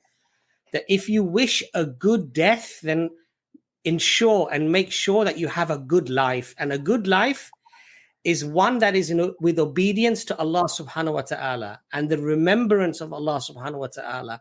Then inshallah, Allah will protect you at that time and you will have a good death as well. Inshallah. Inshallah. Alhamdulillah. Thank you, gentlemen. Sorry I took a lot of your time. No, not at all, brother. Jazakallah khair for coming on. Thank you. May Allah bless you all. And take care. Alhamdulillah. So I think, mashallah, it's a great question, and it's it is something for us all to reflect upon. How am I spending my time? What am I doing with my time? Am I spending a little bit of extra time doing dhikr, remembering Allah subhanahu wa ta'ala? Do I stop myself from saying things that I shouldn't say? Do I stop myself from doing things that I shouldn't do? And also don't forget the power of dua, the power of supplicating to Allah subhanahu wa ta'ala to help you on the time of death. And protect me at the time of death. And inshallah ta'ala, Allah will inshallah protect us, inshallah. So I think Brother Ali Arif is on next, if I'm not mistaken. Brother Ali, we're going to get you on next, inshallah, and you can leave your camera on or you can switch it off however you prefer. Assalamu alaikum, Brother Ali. Wa alaikum assalam. And I have a speech issue, so please bear with me. So I have made some of your points. Sure. Because this year may or may not be my last time talking to you guys. First of all, I love you all for the sake of Allah, and mashallah, all of you are doing an amazing job. I was hoping to see brother Hamza, brother Ijaz, and brother Nizambo, brother Nizam. I'm sorry. He will really like that, because he really seems to like that name now. So I think if he's watching, he's probably going to be thinking, yes. Yeah, I'm so sorry. I apologize. May Allah increase your honor in this world and in the next. I mean, mashallah, all of you are the right ingredients for dawah. Everyone play a really nice and balanced role when they need some like a hard harder spanking. So there we have brother Hamza for that, and I love everyone. My first question was already answered. Alhamdulillah. It was about talking or giving dawah to irrational and ignorant people, and hats off to brother Jordan there in your recent video where you I think it was on TikTok when you dealt with that a Christian fellow who was like abusing Prophet Muhammad, using a foul language. I could sense your heart was boiling at that time. Your chair was moving. So I could actually sense that thing. But my yes. so my question linked to that and to the dawah activity is that where do you draw a fine line where, because we in Australia we do give active dawah here as well to people. So where do you draw a fine line where you can judge when to leave a certain person at that point? Like, when do you keep on going forward, or just let them be where they are? Because at the end of the day, yes, we want everyone to be a Muslim. So it's really hard to let go of someone. Yeah. So that's my first question. Okay, inshallah, brother. Jazakallah khair. It's a good question. I think Imran, I'll let you come in there first, and then Jordan, inshallah. Assalamu alaikum, brother. First of all, I just want to say you mentioned right at the beginning that you may be your last time with us.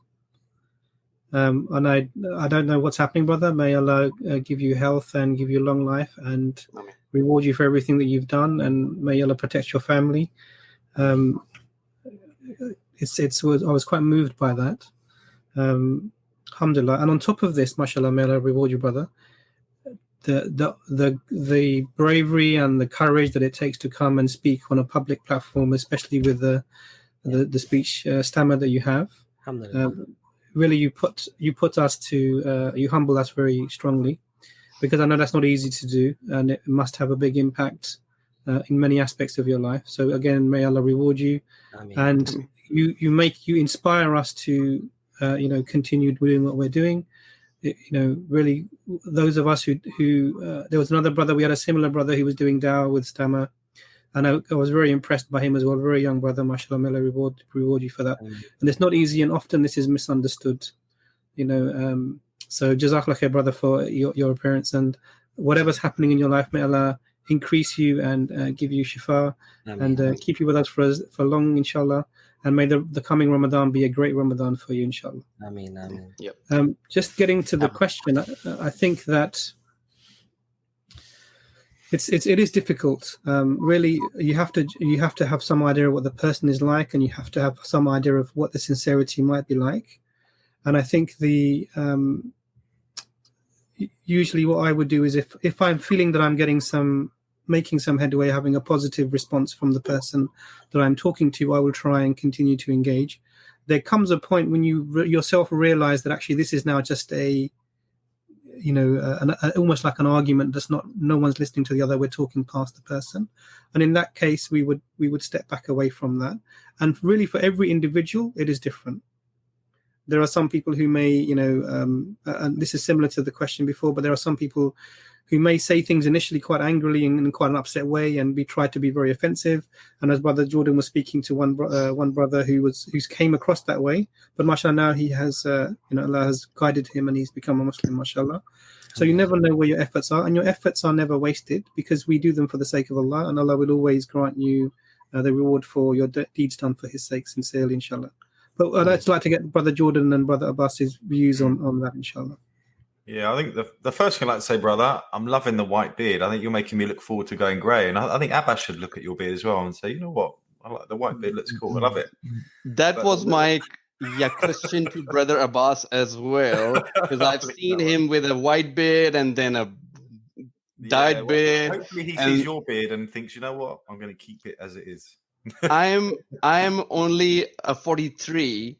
And some imam actually told me that I should dye my beard because it. So I was like, no, I like it. Please. Yeah, I think the first thing I say, it took me a while to realize this, but dawah is not results driven. And what I mean by that is we don't judge our dawah on how many shahadas we get. And if you ever hear anyone saying, I got 100 shahadas, the results are in Allah's hands, and we know from Prophet Nuh, hundreds of years did dawah, and only a handful of people came to Islam. So I kind of realized that in my dawah, that, and I don't know the effect that has, but all I know is that I do the dawah. I try and keep myself in check, try and do my intentions.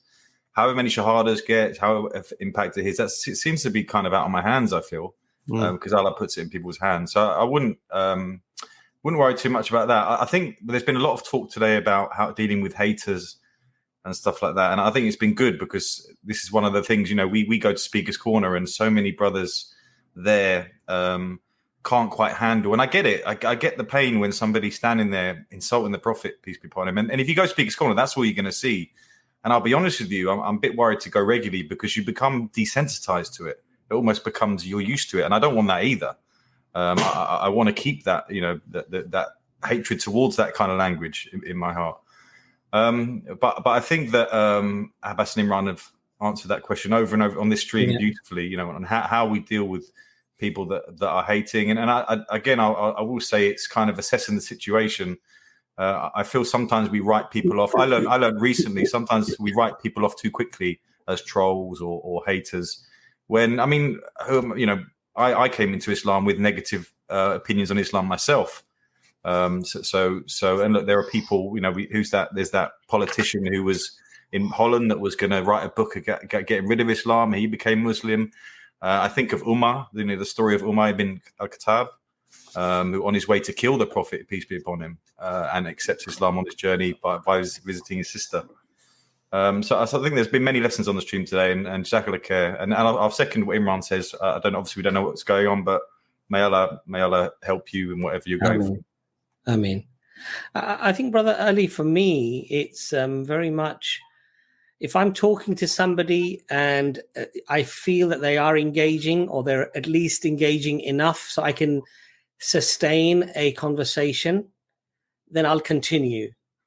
But there does come a stage when even my patience, when it comes to dawah, eventually it sort of runs out, you know? Because I remember I was having a conversation with an Afro-Caribbean brother at Speaker's Corner, and Imran basically asked him a question. And Imran said, so if anybody adds anything to the Bible, as long as it agrees with your doctrine, you say that that's okay. And he said, yes. And at that point, Imran walked away. Imran said, then in that case, it was very nice speaking with you. Yeah. Have a lovely day. And Imran left very courteously. I tortured myself a little bit longer and continued my conversation with him. But the reality was, Imran was actually probably right and I was wrong, because it got to a stage where it was obvious that it was futile to speak to this person. I think the other thing is that we often have to remind ourselves, why am I doing the dawah? Am I doing the dawah because people are insulting Islam and I want to defend Islam? I want to defend myself. I want to defend my community. Or am I doing the dawah because of what Allah has said in the Quran in chapter 103? You know, we all know the surah. It's a very short surah. Bismillah ar-Rahman ar-Rahim. You know, wal asr innal insana lafi khusr. إلا الذين آمنوا وعملوا الصالحات وتواصوا بالحق وتواصوا بالصبر. I think Brother Abbas is frozen. He'll come out, inshallah, of this in a moment. No, I guess all right. Coming back to he's back. I'm sorry. My internet is really playing up today. The brother finished off the verse for you. Oh, you did, mashallah. So Allah's basically saying, by the passage of time, surely humanity is in grave loss, except who have faith, do good, and urge each other to the truth, and urge each other to perseverance, to sabr, to patience. So one of the things that makes sure in that formula that Allah gives us to save us from loss is that we urge others to do good as well, to give them dawah. Yeah. So that should, inshallah, be our niyyah, and may Allah truly instill that within our hearts, that I don't want to be a loser, and therefore on the day of judgment, so I want to, inshallah, do whatever best I can. If I can't speak, I will help, I will donate, or I will just give my time or give my support, or inshallah I will go out and do dawah. And if we have that niyyah, inshallah, then if people insult us or they say something harsh to us, for the sake of Allah, for the sake of the Prophet sallallahu alaihi wasallam, we just abide by those rules. We try our best, but when it gets to a stage, and everybody is different, brother, you might engage yourself with a conversation with somebody and somebody might be quite rude, but when you answer them, they're still listening and they still seem to be engaging. So there's some hope. And then you might engage with some people and they're just not listening. They just want to argue, shout, scream, and be rude. I think you know that where that's going, and then you basically stop that conversation. So it is a very individual thing as well, I think, on that side.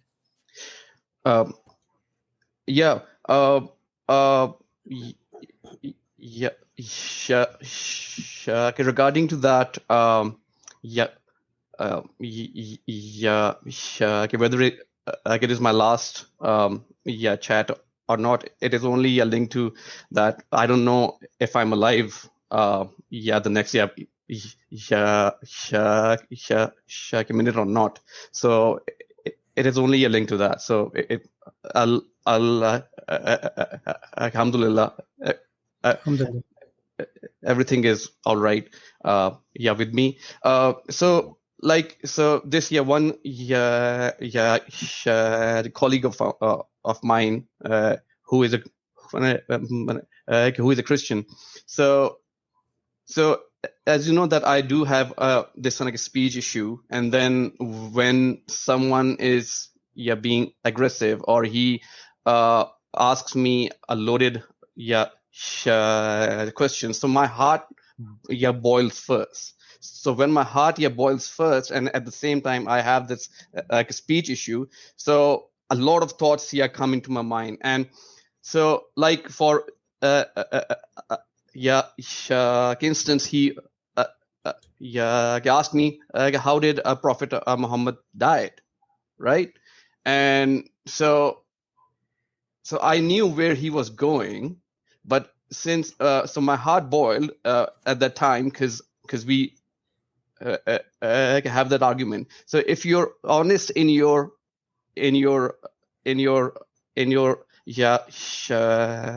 question, why don't you ask me how he lived?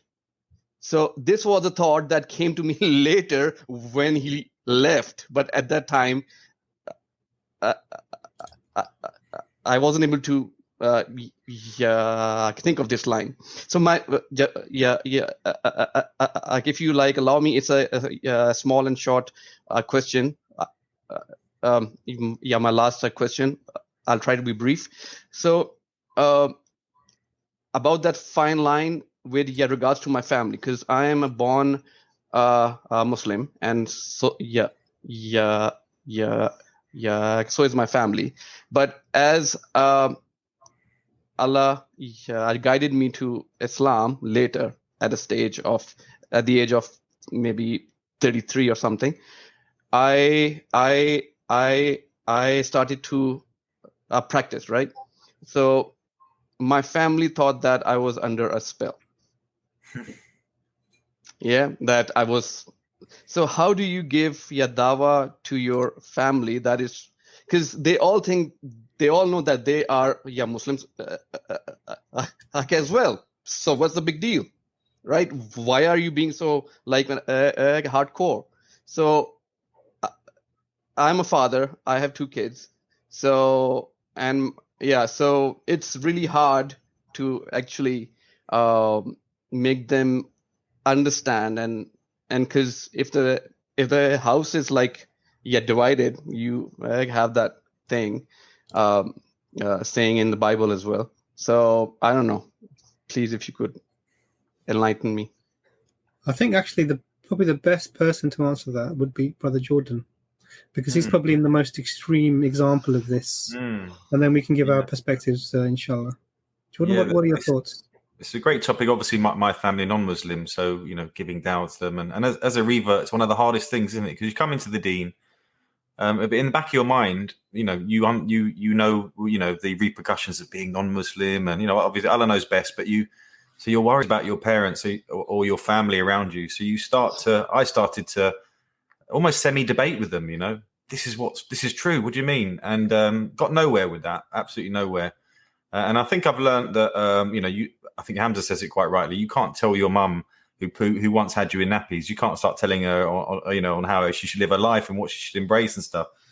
I think the only way, and I'd be interested in your what they think of you, is that they look at you and I think, look, your family love you. That's not in question, is it?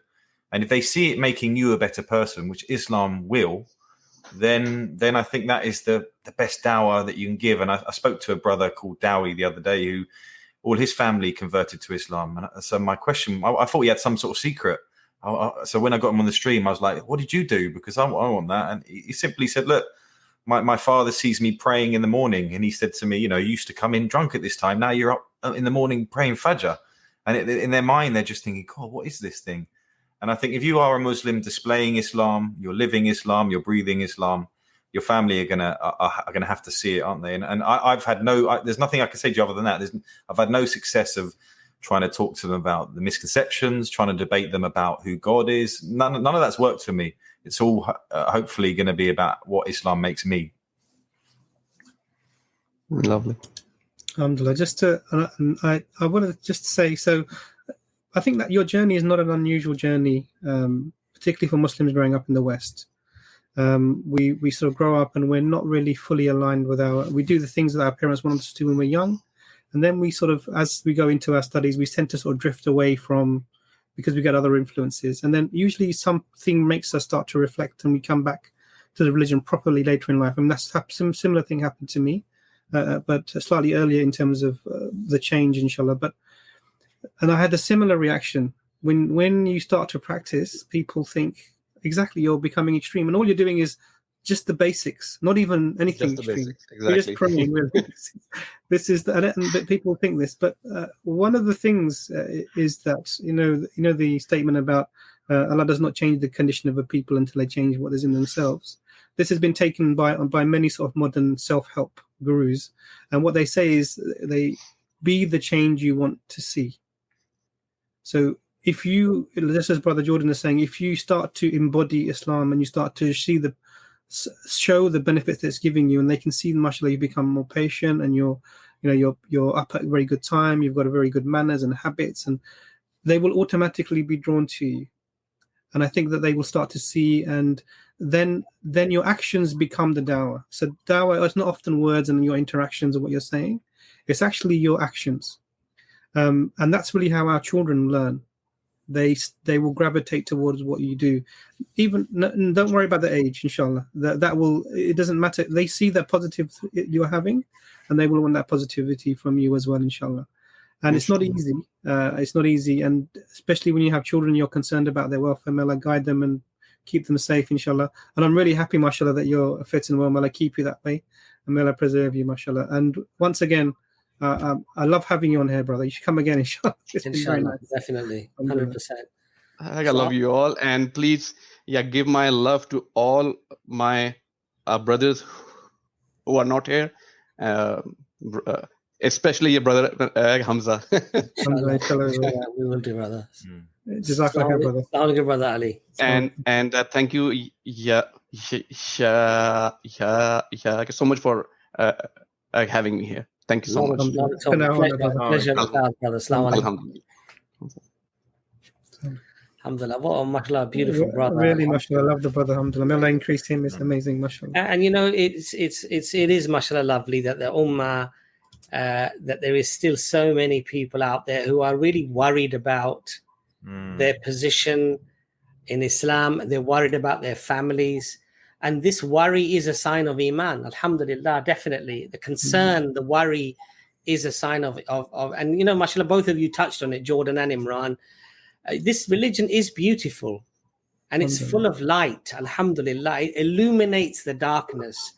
And so if we live this religion, how can that light not permeate, with our actions, with our outlook, with how we speak, with how we behave?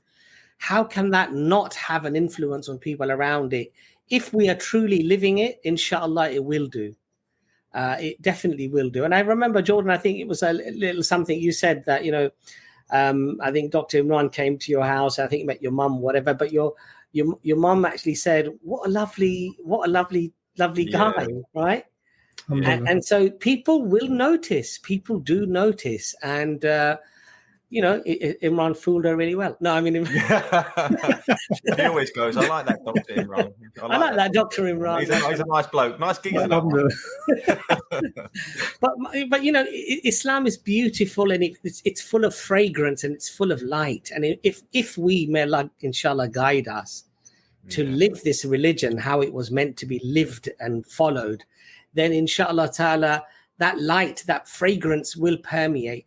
And similarly, if we behave badly and we're bad Muslims and we're harsh and we talk to people with disrespect, or we do things that are un-Islamic, including to our non-Muslim neighbors, non-Muslim community, then the stench of that, the filth of that, will also permeate, and it will also have an effect. And we're responsible for the effects that we create. So inshallah, may Allah guide us to truly live this deen. And believe you me, I'm lecturing myself here that, we really need to keep thinking, am I doing the right thing? Is this the right thing? Is this the right thing? And inshallah, Allah will then show that and influence the people around us as well. Brother Ehsan, we've got you on next. Inshallah, you can either have your camera on or off, whatever you prefer. But you're on next, inshallah. Welcome to the stream. Wa alaikum assalam wa rahmatullah. Cool. I actually have three quick things. Number one, I wanted to share something that I benefited from this stream. And it was specifically in the conversation regarding reincarnation. One of my really good friends, we would always go back and forth, and he would always be stuck on, how can there be a God if there's so much suffering? And I remember Dr. Imran talking to a Buddhist, and the question was, how do you explain suffering in your view? And I remember telling him, I can tell this person or this child or whoever is suffering, there is going to be a mercy from Allah, right? There is something that, you can look forward to. Whereas you are going to explain there's something that you did that you don't know about in the past life that you are paying the price for. And I mean, wallah, that was it. It was over. That was that was khalas after that, so, and that wasn't my intention to slay, but but it was definitely something that I'd never felt comfortable or confident talking about. So I just want to share that I did benefit from you guys. So jazakallah for that. Point number 2 is compliments. Number 1, Brother Imran, your white beard is looking, mashallah, beautiful. I'm only 35, and it's really just on one side, but inshallah, one day it'll be even like yours. So,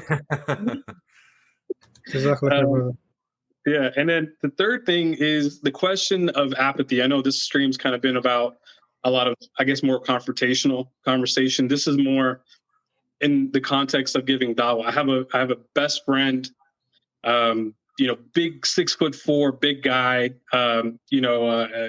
He's like a Viking. We kind of joke around about it. And he's been my best friend since I was in middle school. And for a long time, I felt down because, to Dr. Imran, your point you were saying earlier, I wasn't necessarily practicing, the best. And I wasn't even able to, share why I would do certain things. But he actually remembered during high school, halftime, I would fast. And during halftime, I would go pray, eat a date. And he would say, what are you doing? And I'm like, I'm just being a Muslim, right? But I couldn't really explain it. I was just doing what I was supposed to do. But alhamdulillah, that stuck with him. So he did, kind of share, like, hey, I am interested in Islam, especially this day and age. He has a family, similar age. So, shared the Quran to my capacity, share what I could, but still, deferring to, more informed brothers like yourself. So, and this is a brother who's very much into, conspiracies, ancient aliens, you name it. Everything's out there. So I referred him to the chapter of the unseen, saying, hey, listen, Islam actually has chapters about these type of things as well. And it kind of refines it a little bit. So, after some time, I just made dua, gave him some space. And, we talked recently and I'm like, what questions do you have? And I'm ready. I'm just ready. Right. Any conceptual questions, any confrontational questions, hit me with the ISA questions. What do you got? And he's like, do I really have to give up bacon? Right. So at that point, I'm like, okay, there is, I don't want to assume anything, but I think maybe there is a little bit of apathy, maybe, and at that point, I'm like, you know what?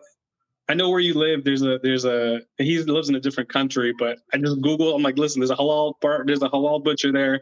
I can get you bacon. You can eat turkey bacon if you want, But at this point, I'm like, I don't want to apply any more pressure. So I guess my question is, I don't want this to be one of those situations where I'm telling someone, recommending a TV show to someone, and they'll say, yeah, I'll watch it, and I'm kind of hounding them about it. How do you, I guess, go not get over that apathy, but also, I guess, at what point do you just say, khalas, and I agree, you show your character, but he lives in a different country, right? But I don't know. And then I guess the second question to that is maybe more for Jordan, is what was kind of like that shift, right? From, okay, do I have to give up bacon to, okay, this is something that's juicy and real, So. Jazakallah. Yeah. So Jordan, why don't you start with the bacon question? And then so I'll be honest with you, a bacon sandwich in the morning is lovely as a British guy. It's lovely, even ham and stuff like that. These things are questions I asked, and I remember asking things. I've still got the messages I asked Hamza originally when I first emailed EFDawah. My first question was 72 virgins. That doesn't seem right. What I don't understand. What that seems a bit weird. And I had loads of questions. Why? Jordan, were you saying that's not enough, or? Yeah, that's probably. I thought. Yeah, that was my turning point. Is that all you get? Is that all? But I think that I had all these little questions, and part of the conversations I had was realizing that, as we said before, what Abbas was talking about with the age of Aisha, your mind's set on one thing, and it's sort of shifting it out. But I think for me, ultimately, getting away from those questions about bacon, why Muslims wear beards, why can't women wear perfume? These are all questions I ask. At the end of the day, do you believe in Allah? Do you believe in Allah? So, because I think the Ira Go Rap method. Are you familiar with that? So basically, whatever anyone asks you, that you start with. So Go Rap is basically God, the oneness of God, revelation, and the prophets, and basically give you an order of the importance of things to go. Because if they don't believe in Allah, what's the point in addressing the bacon question? Because the reason why we don't eat bacon is because Allah forbids it.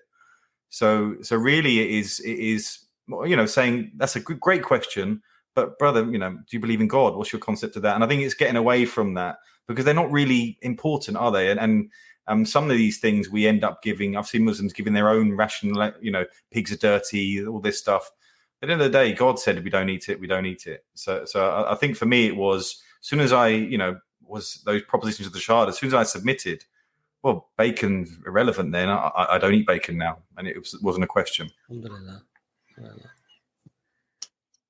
Yeah, Jazakallah khair. I remember Dr. Imran asked a question to a brother who was kind of on the fence, and it was, does this change the core, of, is there one almighty creator, intellect designer, and the prophet? And it's like, no, it doesn't, right? So yeah, and so okay, yeah, stay true to the core of the message. And what was that? It was that you said it was God, revelation, and what was the goal? It's God, oneness of God. So you obviously you first do they believe in God? Do they believe there's only one God? Then it's revelation. So then you can talk about the Quran, revelation given, and then it's to the prophets after that. So it's and prophets. And if you go on Ayura's website, I think it's great because it gives you a real structure to dawah. And it's, to be honest, I've used things like the prophecies, which I think are great, and things like that. But I think this is for the person that gets really, down and bogged down with these questions about bacon and stuff like that. Really, it needs to come away from all of that, and it needs to stick to go to God. There's only one God, and go through that way. Jazakallah. Alhamdulillah. I love that, brother. I really love the fact that you're writing stuff down. It's really inspiring, actually, because often there's lots of information that we get from all different sources, and we sometimes just listen and we don't make notes and things for later reference. And so much like it's an inspiring way to be, and I hope that people do make some way of cataloging their knowledge so they can access it later when they need it, mashallah. So jazakallah khair for actually demonstrating that, mashallah. So I've been given the hard task of talking about apathy. Okay, alhamdulillah. So apathy it's really interesting because it's actually like a modern ailment. And it's probably a reflection of the societies that we're in, because we've become these consumers. What we do is everything has been really made really easy for us. Everything you want, flick of a switch, turn of a tap, ping of a phone, food arrives, light appears, water is there, clothing, whatever you want. Forget yesterday, it can be here the day before yesterday if you order it. And what that does, it actually makes us very comfortable. And when you are very comfortable in your lives, particularly if you're satisfied with the way things are, there's not some dissatisfaction within you, then actually why change? What's the reason for that? What's the motivation for that? This is sometimes exacerbated by Assalamu alaikum, brother Yusuf, mashallah, Ponders is with us. Wa alaikum salam. How you doing? Assalamu alaikum, brother Yusuf. Oh man, I'm a big fan too. Look at that. This may be the perfect person to talk about, especially because you're on, Hassan. As soon as he saw you come on, he had to be on as well, mashallah. Mashallah. I'm a brown man blushing. You can't tell right now, but it's happening. Alhamdulillah, mashallah. I could recommend something for you if you wanted like a bit more in detail stuff as well. Please do, there's bro. the Lighthouse Project with Sapiens. You can book like one-to-one meetings. and they last for about an hour. And that could be with either myself or Hamza or a couple of the brothers from the TAP show. And it's nice because it's private and you get like a full hour of it. So that might be interesting. But it's just sakinsinstitute.org/lighthouse. So that might be of use to you. That's excellent. We'll check Sorry, that out. Carry on, Imran. You in London, Yusuf? You in London still? I am. You're in civilization. I am. I'm in. I'm in the travel. Just offended half the chat. Yeah, no, alhamdulillah. I'm hoping to see you all as well on Sunday. Yeah, we're planning to see you as well, inshallah. Yeah, inshallah. Looking forward to seeing you. And Jake. If you guys are ever in California, hit me up. I got a halal pool over here. We can designate the men and the women. But Dr. Imran, you were getting to something big, yeah. Yeah, alhamdulillah. So I was just talking about apathy, and I was just saying that this is a reflection of how we are in our lives. We're very comfortable, and things are sort of at our fingertips. That coupled with the fact that there's so much choice for things, actually that in itself it can be paralyzing in terms of decision making and moving forward. So there's lots of things that make us apathetic. And I think we're left with we need to get out of this just becoming a consumer type of mentality. We need to sort of think and plan ahead. And what most of us are doing, because we're comfortable, we're sort of coasting through life. So we're not living life, but life is living us. And what we really need to do is to try and maybe have some sort of idea or a plan, or think of what we want to do and where we're going. And usually one of the ways that traditionally this has been done is to speak about the end, reminding about death, reminding that you have a finite time, speaking about wills to people. Have you thought about what you're going to leave behind for your family, and legacies, and these sorts of things can sometimes bring about that shift in your thought process and your attention, and you start to reflect on what is it that I'm trying, what is my life about, what am I here to do, what am I going to leave behind? And that can sometimes get underneath these things and make you realize that all I'm doing is just I'm in a comfortable rut that I'm sort of just rolling through, and I'm not actually heading in a direction that I want to go in. And it's not easy to overcome apathy in people who are very, very comfortable and are living quite comfortable lives. So that it is a bit of an uphill struggle.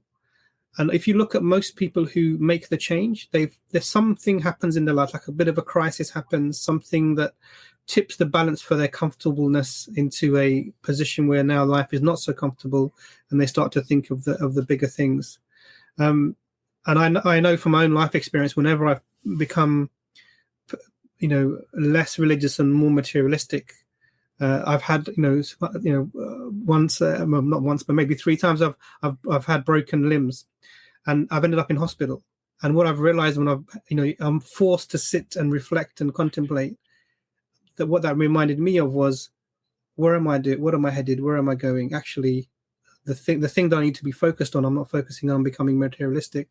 And for me, looking back on that experience, I feel it was a way of Allah for guiding me back to, giving the space to reflect and guiding me back to the path. So crisis in itself can have a benefit of getting you out of that apathy. But if you want to do it a way where you just have the discussion, then that would be reminders of the fact that life is limited. What are you doing next year? What are your plans? Just putting things down, like you're putting things down on paper, that has a big impact on what you do. Have you achieved what you're trying to do this year or next year? Or what is your life about? Maybe those sorts of conversations, and they can be brought up at many different types of year. The new year's just started, that's a good time to talk about these things. If someone becomes ill, this is a time you can talk about these things with your friends, not necessarily with the person who's ill at that time. But it's about reflecting upon life. May Allah make it easy for you, brother. It sounds like you have a lot of love for this brother, and you're thinking quite deeply about what his needs might be, and may Allah make you successful in helping him to realize and come to the truth, inshallah. Inshallah. Brother Hassan, I would also say just keep remembering the brother in your dua, that Allah guides him, inshallah. Allah will inshallah guide him. And also, if he's a friend of yours, make it a little bit lighthearted, say, come on, dude, don't worry about the bacon. Let's worry about, do you accept God? Do you accept the Prophet Muhammad, peace be upon him, being a messenger of God? If you do, at least accept that. then you can start thinking about the bacon and the wine and the other things. Do you know what I mean?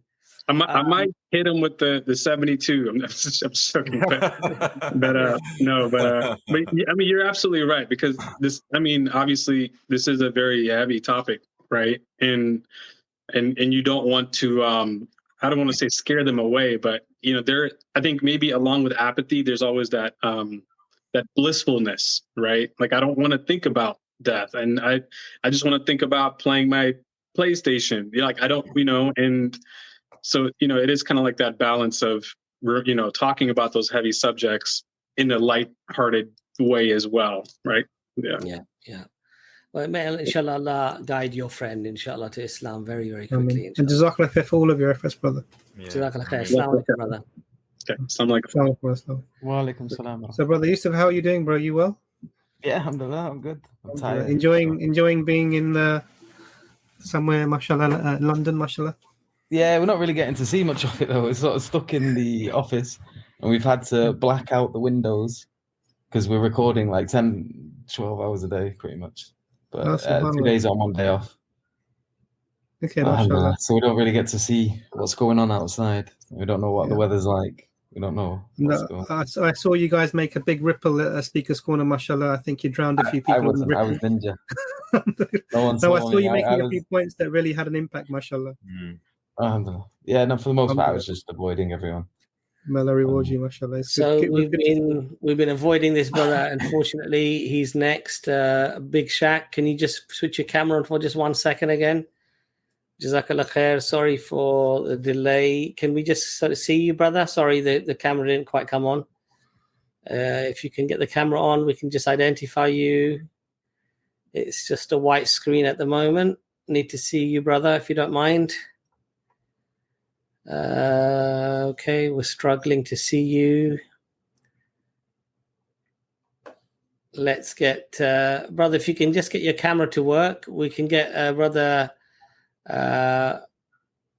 Motaz Mahmood. Can you just stick your camera on, brother?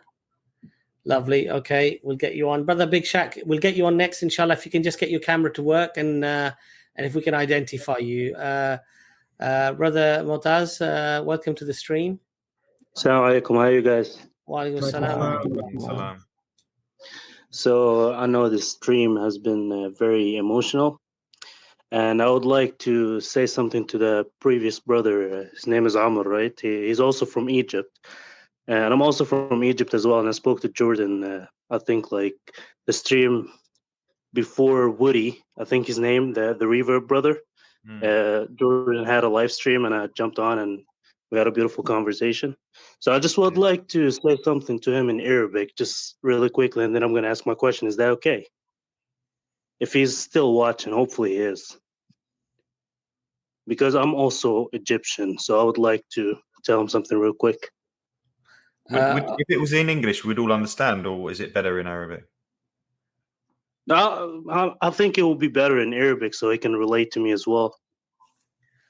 Brother, just out of not that there's no trust here, obviously, but just to be careful, obviously, because none of us fluently speak Arabic here. So what we could do is, if you email us, inshallah, and the brother emails us, we can maybe pass details over or something like that. But if you don't mind saying it in English, that would probably be safer.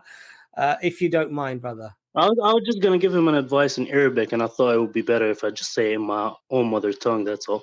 So I understand. The only problem that we have is that at the moment we've got to be very, very careful that we I understand. Identify people coming on the streams and that we know what they're saying. And it's just something, a blanket thing that we have to do. I hope you don't mind, brother. But no, I understand. Inshallah, if you can, was there a question that you had for us though at all? Yeah, I did. I just had I mean, it's not really a dawah question, because I was watching the last live stream that Jordan did with, what's his name, Dewey? The Reverb brother? Yeah. Beautiful stream. Hopefully you can bring him back on. He's such a beautiful brother. I learned a lot from this stream. Yeah, he's a beautiful person, mashallah, with some fantastic, very foundational and very, mashallah, you know, full of knowledge, mashallah, and hikmah. I think the way he answers things very well, mashallah. I wish Jordan would bring him a lot more. But my question is, and I've noticed this from some of his speech, and I know you guys talked about red pill and stuff, which is very funny. But yeah, something I do want to say about the stream. I've noticed that, I mean, let's take Brother Jordan for example, and of course, Yusuf, and of course, Brother Dewey. I noticed that reverts are the one that get judged a lot if they did anything bad in Islam.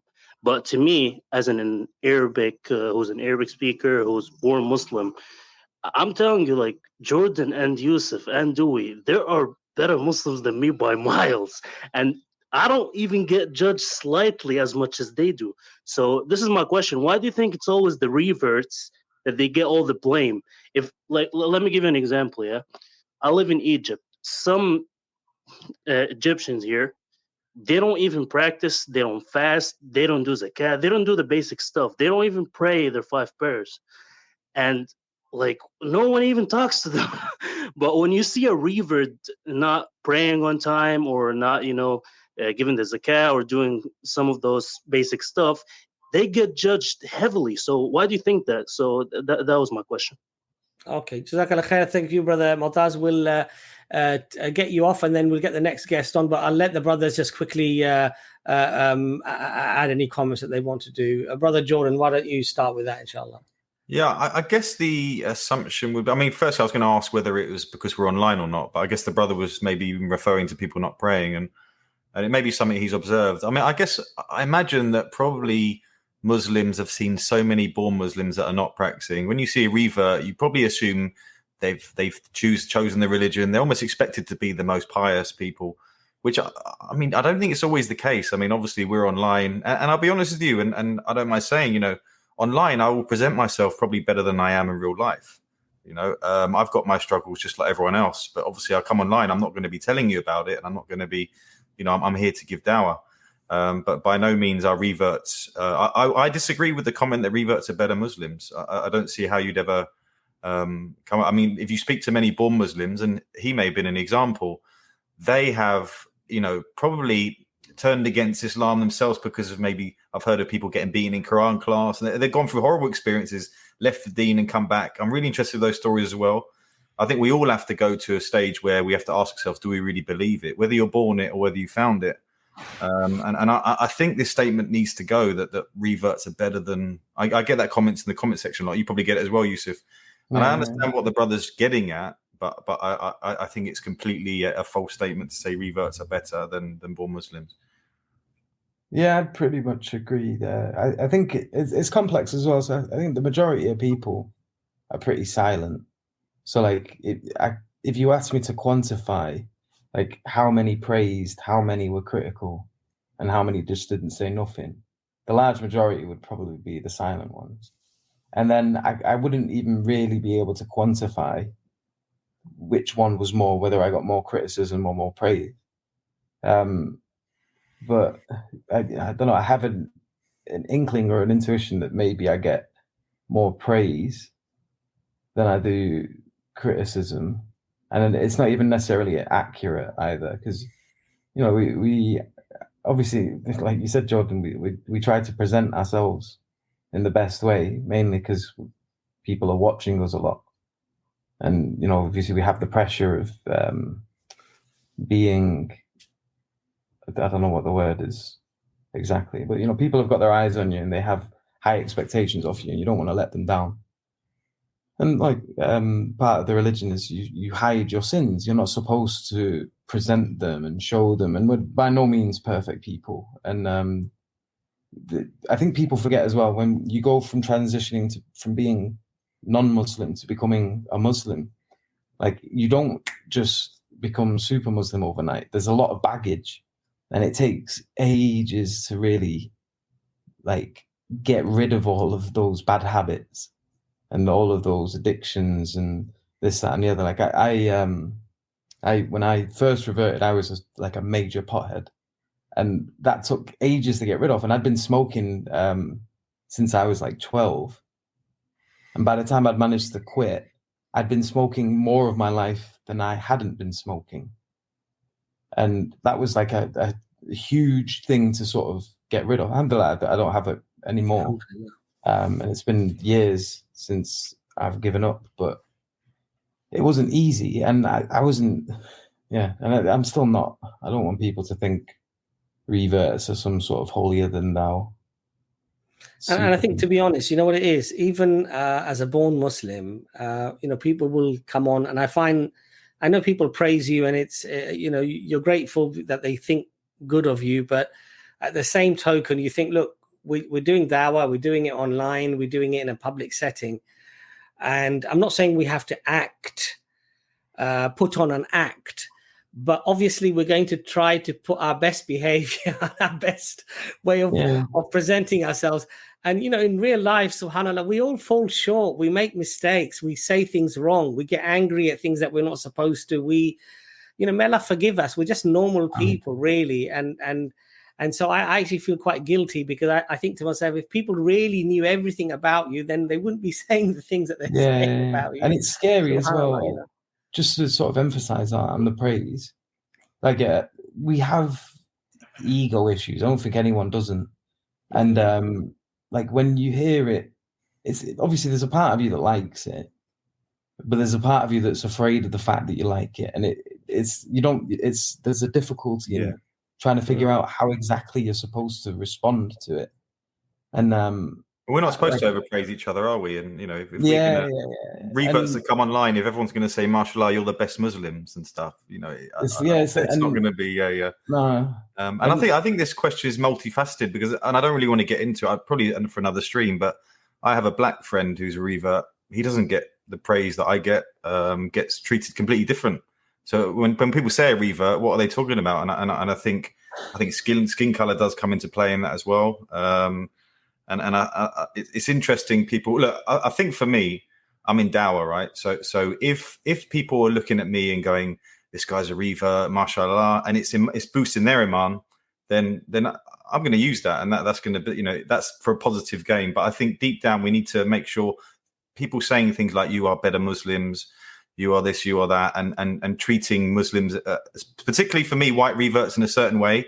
I think that's got to stop in a way, you know, not overpraising. Yeah, there's got to be a bit of balance in there. And I don't want people who have praise to feel bad, because that's another thing as well. It's like there's you don't want them to feel awkward. So like, you don't, and this is where the difficulty in sort of like, please don't praise me too much. Like I get you want to be nice and things, and may Allah bless you for it. All right, guys. So we've got a lot of people waiting in the back chat. We're not going to be able to get everybody on because I promised Dr. Imran that we'd finish by 12:30, and we've got 23 minutes left now. So what we're going to try to do, inshallah ta'ala, and I'm going to probably advise myself first, we're going to keep our answers very, very short, and we're going to try to get through all the brothers really, really quickly. Now, Big Shaq, you have been on a couple of times. You can't invite Brother Yusuf Ponders on. And I know. I know. Yusuf, I'm gonna have to sort of keep doing that to speed you up. Okay, so, inshallah. So, Brother Big Shaq, you're on next.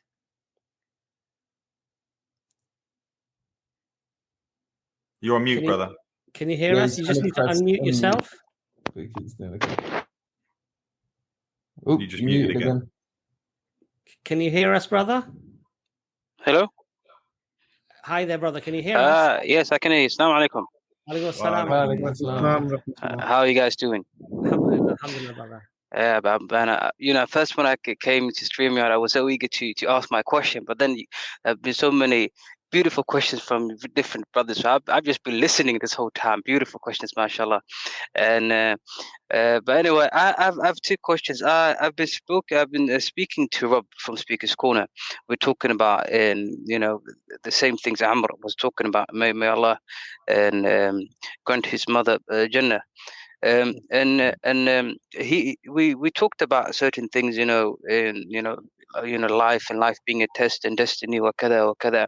And then during our discussion, if you like, he tried to, what I believe, throw you guys under the bus by saying that you guys, all of you really, and Muhammad Ijaz and Muhammad Zamiyat would disagree with me because I said that free will is not a virtue, but it's an ability we have which can lead to virtuous actions. And he said that no, Abbas and Imran and every Muslim I was speaking to, Speaker's Corner, they would disagree with this. So I actually came here to do some detective work and see if that's true.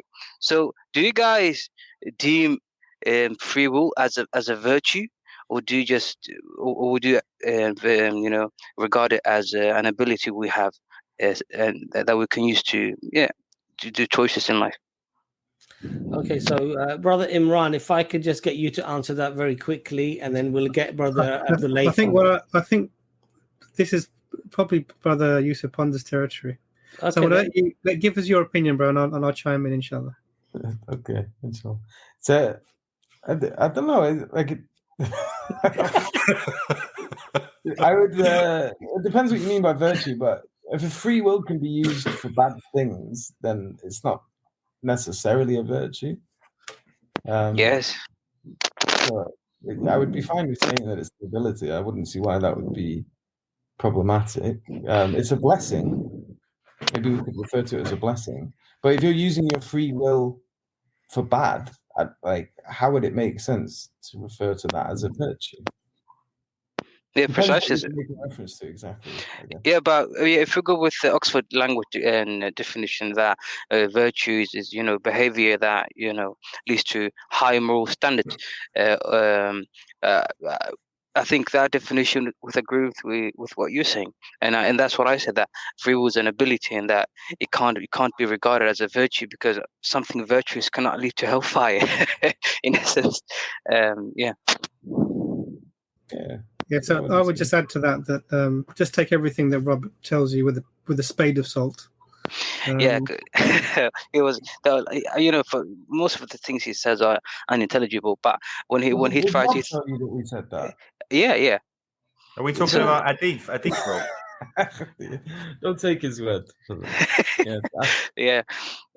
Secondly, do you guys think we can establish that factually establish that God is good? I would say absolutely 100%, because Allah subhanahu wa ta'ala, in the verified message that He has sent us, says that Allah is all good. Allah is good. He is all merciful. Allah has all the beautiful names, the beautiful attributes, and they're all perfect for Allah subhanahu wa ta'ala. So for me, that's good enough, alhamdulillah.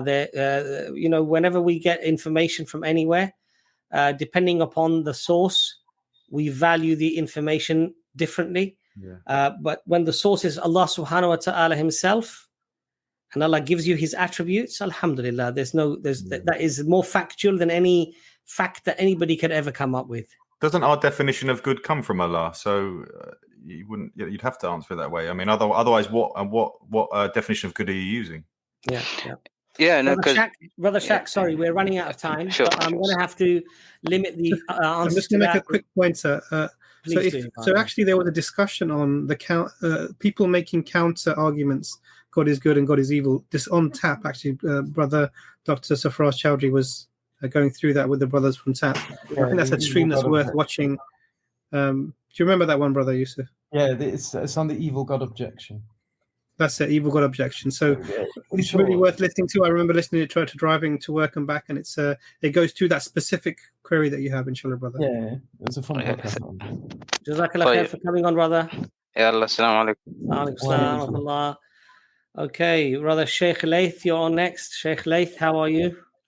Assalamu alaikum wa rahmatullahi. Privileged to have a sheikh on. We just talked about praising Abbas, Sheikh Abbas, Sheikh Yusuf, Sheikh Imran. Everybody calls everybody Sheikh now, so Oh, subhanallah. May Allah preserve us. Alhamdulillah. So I'll be brief. Alhamdulillah. May Allah bless the whole ummah and all the brothers and sisters, inshallah. Ameen ya Rabbil Alameen. So my question is, I work at a middle school, and we're studying world religions, and I noticed that there is in this country a separation of church and state. And I was just wondering, I suppose, what do you make of maybe which almost seems like cognitive dissonance in schools, where they are teaching the belief systems, and you definitely see the biases from the teachers sort of maybe unconsciously coming in when they're talking about their specific faith versus others, and maybe a lack of knowledge when they're talking about, opposing faiths. And also in the sense of the foundation of countries. A lot of countries were founded by people that had a lot of religious principles, yet it seems like society has sort of diverged from those principles. So I just wanted maybe your general thoughts about that, and where maybe the line is and how it crosses over, or something like of that nature, inshallah. Okay, so Dr. Imran, if you want to quickly answer that one, inshallah. Jazakallah khair. So you're absolutely right. There is usually the fundamental principles within most societies, things like the human rights and conceptions of humans and what they should do. They're based in some, they take a lot of their concepts from, so for example, equality between humans. There's no natural way to establish that because humans are all demonstrably not equal. But this is sort of assumed, and this comes from a religious baggage or religious background that these cultures have come from, and that's sort of been forgotten in the West generally, and people sort of assume that these things can be arrived at just purely by introspection and reflection, and actually that's not really the case, and they're usually grounded in religion at some place, and it is a type of cognitive dissonance. I agree with you, and I think it's quite apparent. The problem with being someone who's teaching in a school, because you are someone who is in a position of influence, you can't really give your own perspective on these things. You have to be as neutral as possible. But actually, as these children will get more into this as they get older, that inshallah they'll come across these reflections. And if you're leading your life and you're showing yourself as an example of someone who is a practicing Muslim amongst these people, those questions inshallah will come, and maybe you can facilitate that in some way, inshallah, by your actions. Shukran, jazakallah khairan. And I do notice that da'wah does happen that way very naturally. It's almost the opportunities, Allah subhanahu wa ta'ala presents the opportunities, and then it's up to us to sort of take those opportunities or not. But alhamdulillah, I guess just a very quick question is general advice for the benefit of or the betterment of daily habits. You almost answered the question, alhamdulillah, already, Dr. Imran, earlier when you were speaking about. But I suppose, where can one find that motivation? Because sometimes it can be a struggle for a lot of people, especially in the West. Me personally, alhamdulillah, I was born in Jordan to an American mother, but a Jordanian father. And I grew up mostly in the United States. And what I noticed is, if you're in between, like I'm Arab, but I'm also a Westerner. And it's alhamdulillah, I guess I'll leave it there, alhamdulillah. I don't mean to take up any more time, inshallah. Always a pleasure to have you on, brother, inshallah. Inshallah. Assalamu alaikum wa rahmatullah. Okay, so we've got... Sorry. Go on, go on, Pondus. I was just going to say, there's a funny thing about being between worlds where you never feel like you're from anywhere in particular. Yeah. Everyone thinks you're from everywhere else. So my dad's Scottish, my mum's Polish, and everyone says, oh, you're 50% Polish, you're 50% Scottish. And there's no % English, even though I was born and raised there. And then I'll ask, well, why is my mum Polish? It's because she was born there. But then when I go Poland, I'm English. If I go Scotland, I'm English. And I have a Pakistani friend who's he's full Pakistani, but he has the same issue. Like, the English see him as Pakistani, but when he goes to Pakistan, he's as English as they come. Like, he stands out like a sore thumb. Yeah. And so that very much, that happens very much to Indian Pakistanis as well in this country, because you're born here. A lot of the culture, a lot of the comedy, the Dick Emery shows, and when we were young, may Allah forgive us, Benny Hill and all that sort of stuff. That's what you grew up on. And Only Fools and Horses and stuff. So your whole concept of culture and stuff is very, very English, but when you go to Pakistan or India for a holiday or whatever, they literally look at you like you're a foreigner, My friend, he gets called a coconut. Thing. Yeah, it's a funny thing. Okay, we're gonna get inshallah brother Jet M on next. Assalamu alaikum wa rahmatullahi wa barakatuh. Same surname. Just to let you guys, yeah, indeed. Jordan, you and me have a connection, brother. You need to start doing some cooking videos. You know that. You just want to make fun of me. I know you. You want to make fun of me. No. You're inspirational, bro. I mean, you don't get there without. Yes, indeed. I just want to say you guys are amazing. I've gone through a lot of hardship throughout the many years, and watching your channels have got me through a lot of things that you guys could not even imagine. So I just want to say Jazakallah for that. My question is, and again, I've come across people who are reverts who have this issue, but I was born Muslim, but my parents decided to give me a unique name. And I constantly come across those halal police saying that I need to change my name. That if I don't change my name, then I'm not a true Muslim, etc., etc. And don't get me started on the left-hand thing. Like Hamza's already faced the brunt end of it. I'm left-handed too. And it's some of the comments are so disgusting. I've had face-to-face encounters where people have said, "Oh, Shaitan is left-handed. You know that, right?" And I'm like, "Oh my God!" So, do we need to have a quote Arabic or quote Muslim name in order to be a good Muslim? So long as it's a good name, brother. So long as it's not like I can. My English name is Sean, and yeah. It's I could keep that name if I wanted to. It means God is great.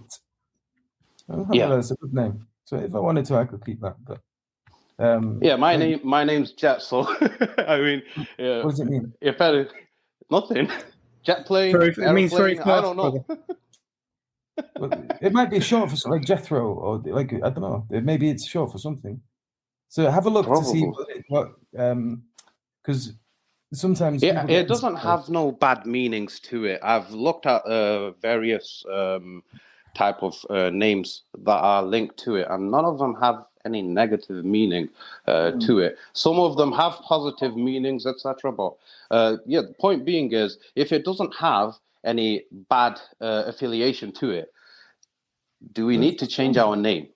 No, I think we don't, and I think if you would ask a scholar, I think they would say the same thing, unless it's a name or some name attached to some form of shirk, an idol, or something that's foul. Then yes, you'd recommend that you should change the name. But Jet, I mean, maybe your parents love flying or something, and they thought, you know what, it'd be nice to. Jet around the world, with our little jet with us, Let's name him EasyJet or Jet2.com. Brother Jet, inshallah, it would be lovely to have you on again. Come on a bit earlier so we can have a longer chat, inshallah. But Jazakallah khair for coming on. Sure thing. Thank you very much. Assalamu alaikum. I thought it was only reverts to get. You got to change your name, brother. I didn't think everyone's getting it. That was a very quick visit by brother, mashallah. Brother Taha, if you can just put your camera on for a couple of seconds, I can get you on next, inshallah. Brother Taha. Abbas, I'm going to do a gentle reminder of the time, inshallah. Yeah, no, I realize that. So Brother Taha's dropped off, but I think we've got on the list Brother Mustafa on next. Brother Mustafa, just give me a quick thumbs up, inshallah. All right, so you're on next, inshallah ta'ala. Welcome to the stream, brother. Yes, assalamu alaikum, everyone. Wa alaikum assalam wa rahmatullah. Okay, so I just want I have wanted to contact you for it has been a while, so I keep some things noted in case I wanted to ask you guys. I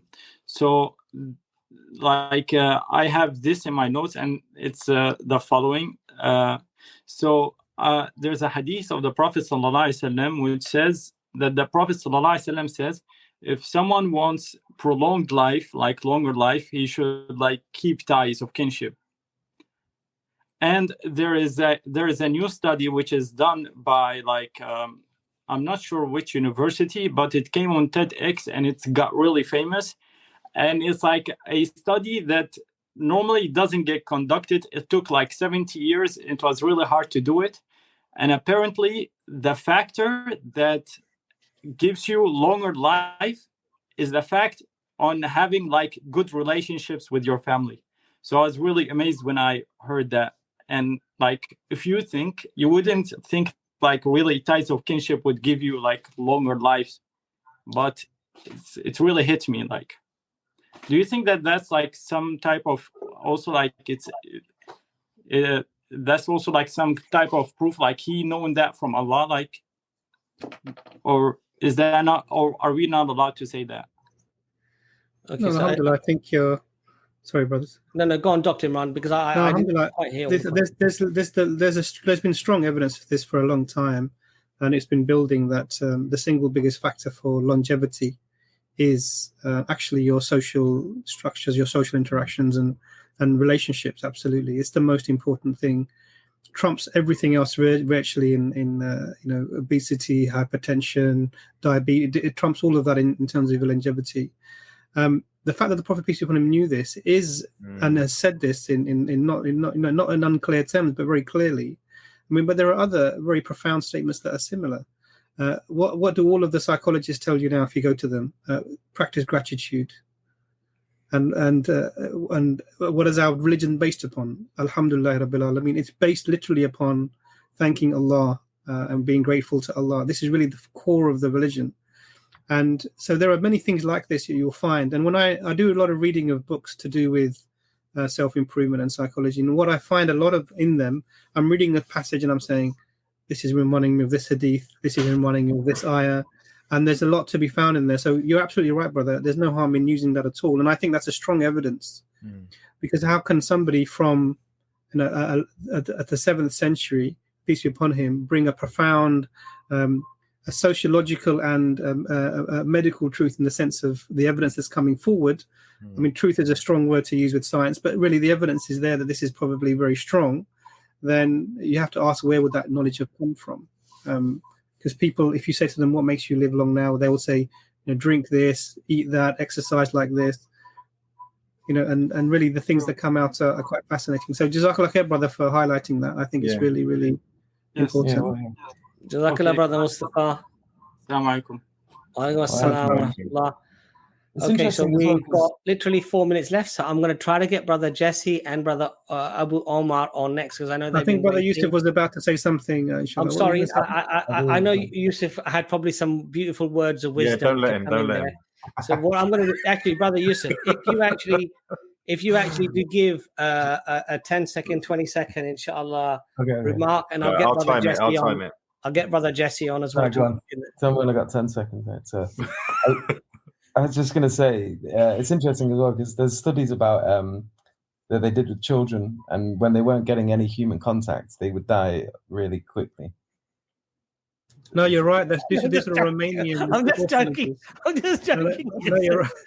You're right. This is a Romanian. I wanted to laugh at it. It's such a profound. I was saying something so serious. It was such a profound point, brother Abbas. No, just joking. You're right. I remember these. This is the Romanian orphanages. There were so many people in these orphanages, and what they could do is they would feed them and change their nappy and put them back. So they were treated well, but there wasn't time to interact with them physically.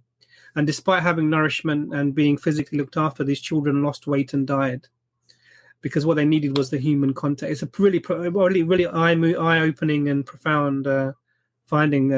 Excellent to raise that. There was a documentary as well, Imran, where these children were adopted by an American couple, and they all had mental and physical issues simply because there was a lack of hugging, lack of contact. Subhanallah. That documentary is on YouTube. It was actually quite remarkable, and an entire study opened up as a consequence of that. Subhanallah. It's quite interesting. Brother Jesse, we're going to get you on next. A quick wave from you, inshallah. Alhamdulillah. Welcome to the stream, brother. Assalamu alaikum, brothers. Wa alaikum salam wa rahmatullah. Thanks for having me on. All right, so now the pressure's on to be quick. So I'm a revert. I give dawah to my family, my uncle in particular. You've been on before, haven't you, brother? Yeah, I've been around. I'm always in the shout out to all the mods in the chat and everyone on the back stream. Yeah, I'm always around. I was late today, so I don't know what I missed. But so anyways, my uncle, he's a Christian, and he brought to me verse Isaiah 9:6 from the Old Testament, and said that's one of his main go-to verses when he, thinks about why he believes what he believes. Because I always ask him that, and the reliability of the Old Testament. I know, sorry, Imran, I know it's gonna be a minute for me to get this out, but so the verse says, "For unto us a child is born, to us a son is given, and the government will be on his shoulders, and he will be called Wonderful Counselor, Mighty God, Everlasting Father, Prince of Peace." All right, so this verse is brought up all the time, and from our perspective, we always say, well, was he ever called any of those things? He was never called the Prince of Peace, right? And he said, he specifically said, according to the Bible narrative, he specifically said, "Do not think that I've come with peace, I've come with the sword." Right, so that's our response. So my question is in researching response, a thorough way to respond to him, I came across Rabbi, is it Tovia Singer? Yeah, okay. So his response is that, and I never heard this before until 2 days ago, but his response is that the church has changed the verbs in that verse to make it look like a future tense, when it actually is a past tense. So that prophecy is about something in the past versus the future, but the church changed the Bibles to show that it is in the future, so it would relate to Jesus or be a prophecy about Jesus. So my question is, finally, is how much weight do you give to arguments coming from the Jewish perspective? Because, Jesus being a prophet is an issue for them, let alone being God like Christians, but they don't respect Jesus at all, right? My understanding. So how much weight do you give to responses like that? And, I'm not Ijaz or anything, so I don't have any PhDs in this stuff, so I can't look it up to verify that. But that's my basic question. How much weight do you give to something like that coming from a Jewish rabbi?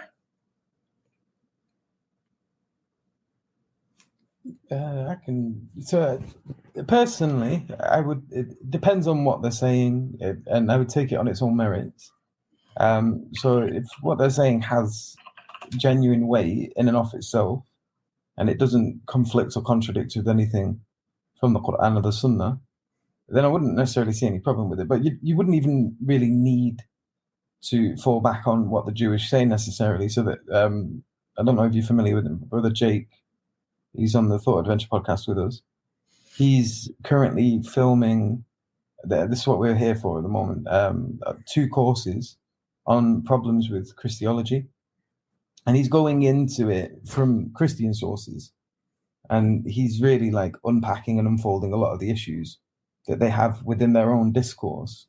And he's not even really referenced anyone that's non-Christian. He's making references to the church fathers and to modern contemporary scholarship and what Christians have said themselves and how they end up leading themselves either to contradictions or to heresies.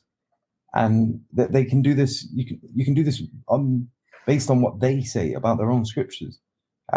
So that might be a very valuable course for you. If you keep an eye on the Sapiens website, it should be getting released before Ramadan, inshallah. We're filming it now. The first one's been done, and we're just in the process of finishing off the second one at the moment. And he goes, subhanAllah, into so much depth. May Allah bless him. And he's an absolute machine as well. He's just powering them out one after another. So keep an eye on that. And if you attend those courses, wallahi, you're going to equip yourself with a lot that you can use to talk with Christians, with making reference to their own scholars, making reference to their own church fathers, etc. Inshallah, you find a lot more benefit from that than you would do referencing people that they don't trust anyway, because they say things that are not too favorable about Isa alayhi salam or his mother, Maryam, radiallahu anha. But yeah, take each thing based on its own merits.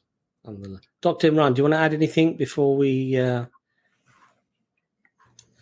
Not really. I agree with what Brother Yusuf said. So, alhamdulillah. And there are many issues with claiming this is about Jesus that are really you could go into, but without even referring to anyone else. But I also we often find ourselves as Muslims defending the Jewish position on scriptures from the Old Testament when it comes to Christians, because actually usually they're sort of saying that this can't refer to this person as being Jesus for X, Y, or Z reason. We obviously have some disagreements with them, so we have to look at it from our perspective as well. So I completely agree with what the brother said, mashallah.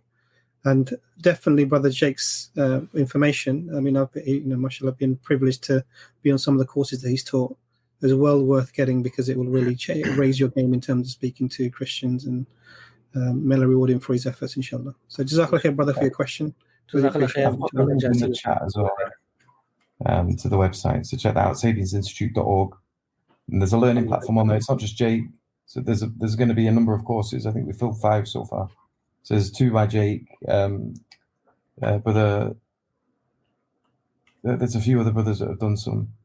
They should all be getting released. Adnan Rashid has just done a couple on the Christianity as well. I've done one on nihilism. So inshallah they'll be of use to. Brother Jesse, jazakallah khair for coming on. Assalamu alaikum. Okay, so we have, mashallah, our last brother on for tonight, Brother Abu Omar. Assalamu alaikum. Alaikum assalam wa rahmatullahi wa barakatuh, everybody. I will skip quickly. I'll pass all the points. I'll cancel them to only one point, including I will skip the point of shout out to Brother Jitim and Brother Jordan for the lobster cooking. So I'll pass that to one point. One point is verses 261 in chapter 2, Surah Al-Baqarah. بسم الله الرحمن الرحيم مثل الذين ينفقون أموالهم في سبيل الله كمثل حبة أنبتت 7 سنابل في كل سنبلة مائة حبة والله يضاعف لمن يشاء والله واسع عليم. The example of those who spend their wealth in the way of Allah is like a seed of grain which grows 7 spikes. In each spike is 100 grains, and Allah multiplies His reward for whom He wills. And Allah is all encompassing and knowing. And that's actually, this point is for the brothers and sisters, inshallah, in the chat. This is a proposal of investment in donating to EFDawah, inshallah. That's a promise from Allah, inshallah, 700% ROI, return on investment. Each pound that we, inshallah, donate to EFDawah, to the da'wah effort, may Allah, inshallah, accept from us and reward us back. And as Allah said in His book, is 700% minimum, and Allah multiplies to whomever He wants. Thank you very much. And I have a lot of points, but I cannot, no time. Thank you. May Allah accept from us and you. Good to see you, brother. Assalamu alaikum. Alhamdulillah. Jazakallah khair, Brother Yusuf Pondus, for coming on to the stream. Mashallah, you look like one of those loggers who've chopped a big tree behind you. I'm in the trouble. You're just resting on the big tree just to have a sandwich before you chop a few more trees down, mashallah. Brother Jordan, jazakallah khair, as usual. I think Brother Hamza is still very busy with the shop, and I think he would have loved to be on the stream, but inshallah, let's hope from next week Hamza's a little bit freer, and then it'll be business as usual, inshallah. Any last words, brothers? So mashallah, Yusuf, you mentioned that there are a lot of courses that are available on Sapiens Institute, and I think mashallah, this is a great opportunity for the Muslims who've been crying out that where do we go to learn these topics and learn these discussions and points of arguments and things like that, and how to deal with them. So it will be quite a good place for brothers and sisters, inshallah, turn to go to get that type of professional, mashallah, training. Is that right? Yeah? Yeah, definitely. And we're trying to do things on many platforms as well. So follow us on social media. So we're on Twitter, Facebook, etc., YouTube, and we're publishing content there as well. And there's specific content that's being produced just for our learning platform.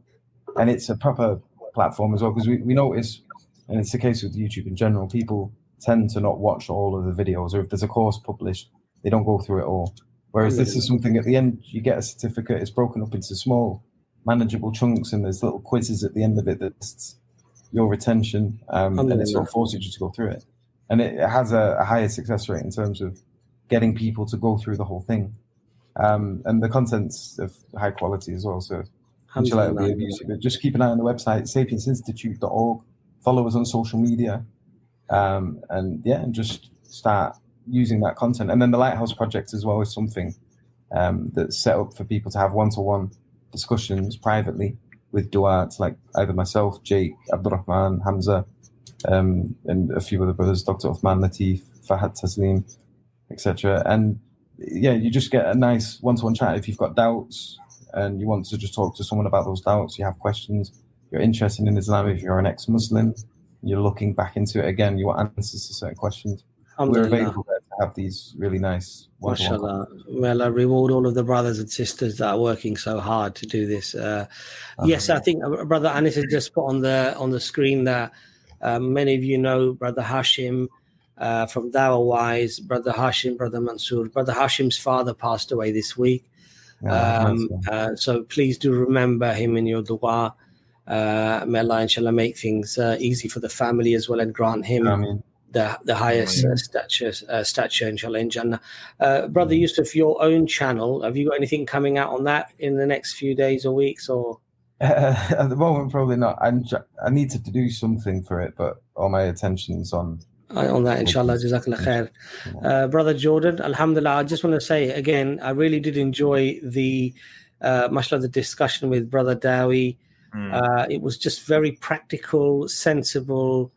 Mashallah, his 25 years experience of being a Muslim and just following his journey, which is a journey that I think even many young Muslims have actually gone through in terms of becoming a little bit overzealous and perhaps judgmental, and then realizing that's not the right way. And subhanAllah, as their learning progresses, it was quite nice to hear his story, but it was also very nice, mashallah, that his practical advice, very down-to-earth practical advice. So I would urge the brothers and sisters definitely tune into Jordan's channel and watch that stream with Brother Dawi. I think it was really fruitful. And I think if you're a new Muslim, I think that should be one of those essential streams that you should watch. Because mashallah, this brother's got 25 years experience. He's been there, done it, and what I liked also was that very down to earth and just very practical advice, mashallah, Yeah. Alhamdulillah. Yeah. Okay, so Dr. Imran, any last words before we go, inshallah? I just wanted to just to reiterate, Mela, grant Brother Hashim's father the highest Jannah, inshallah. We're very saddened to hear of his passing. Also, Brother Zishan lost his grandmother a few days ago from Smile to Jannah. Mela grant her Al-Firdaus as well. She was 97. She reminded me a lot actually of my own grandmother when I saw her on his latest video. Everything that we've said that's been good is from Allah, and all our mistakes, may Allah forgive us for them from shaitan. And Jazakallah khair for everything and your support. And may Allah make our intentions pure for his sake alone, inshallah. Ameen. Jazakallah khair. Remember us all in your dua, inshallah. Assalamu alaikum wa rahmatullahi wa barakatuh. Assalamu alaikum.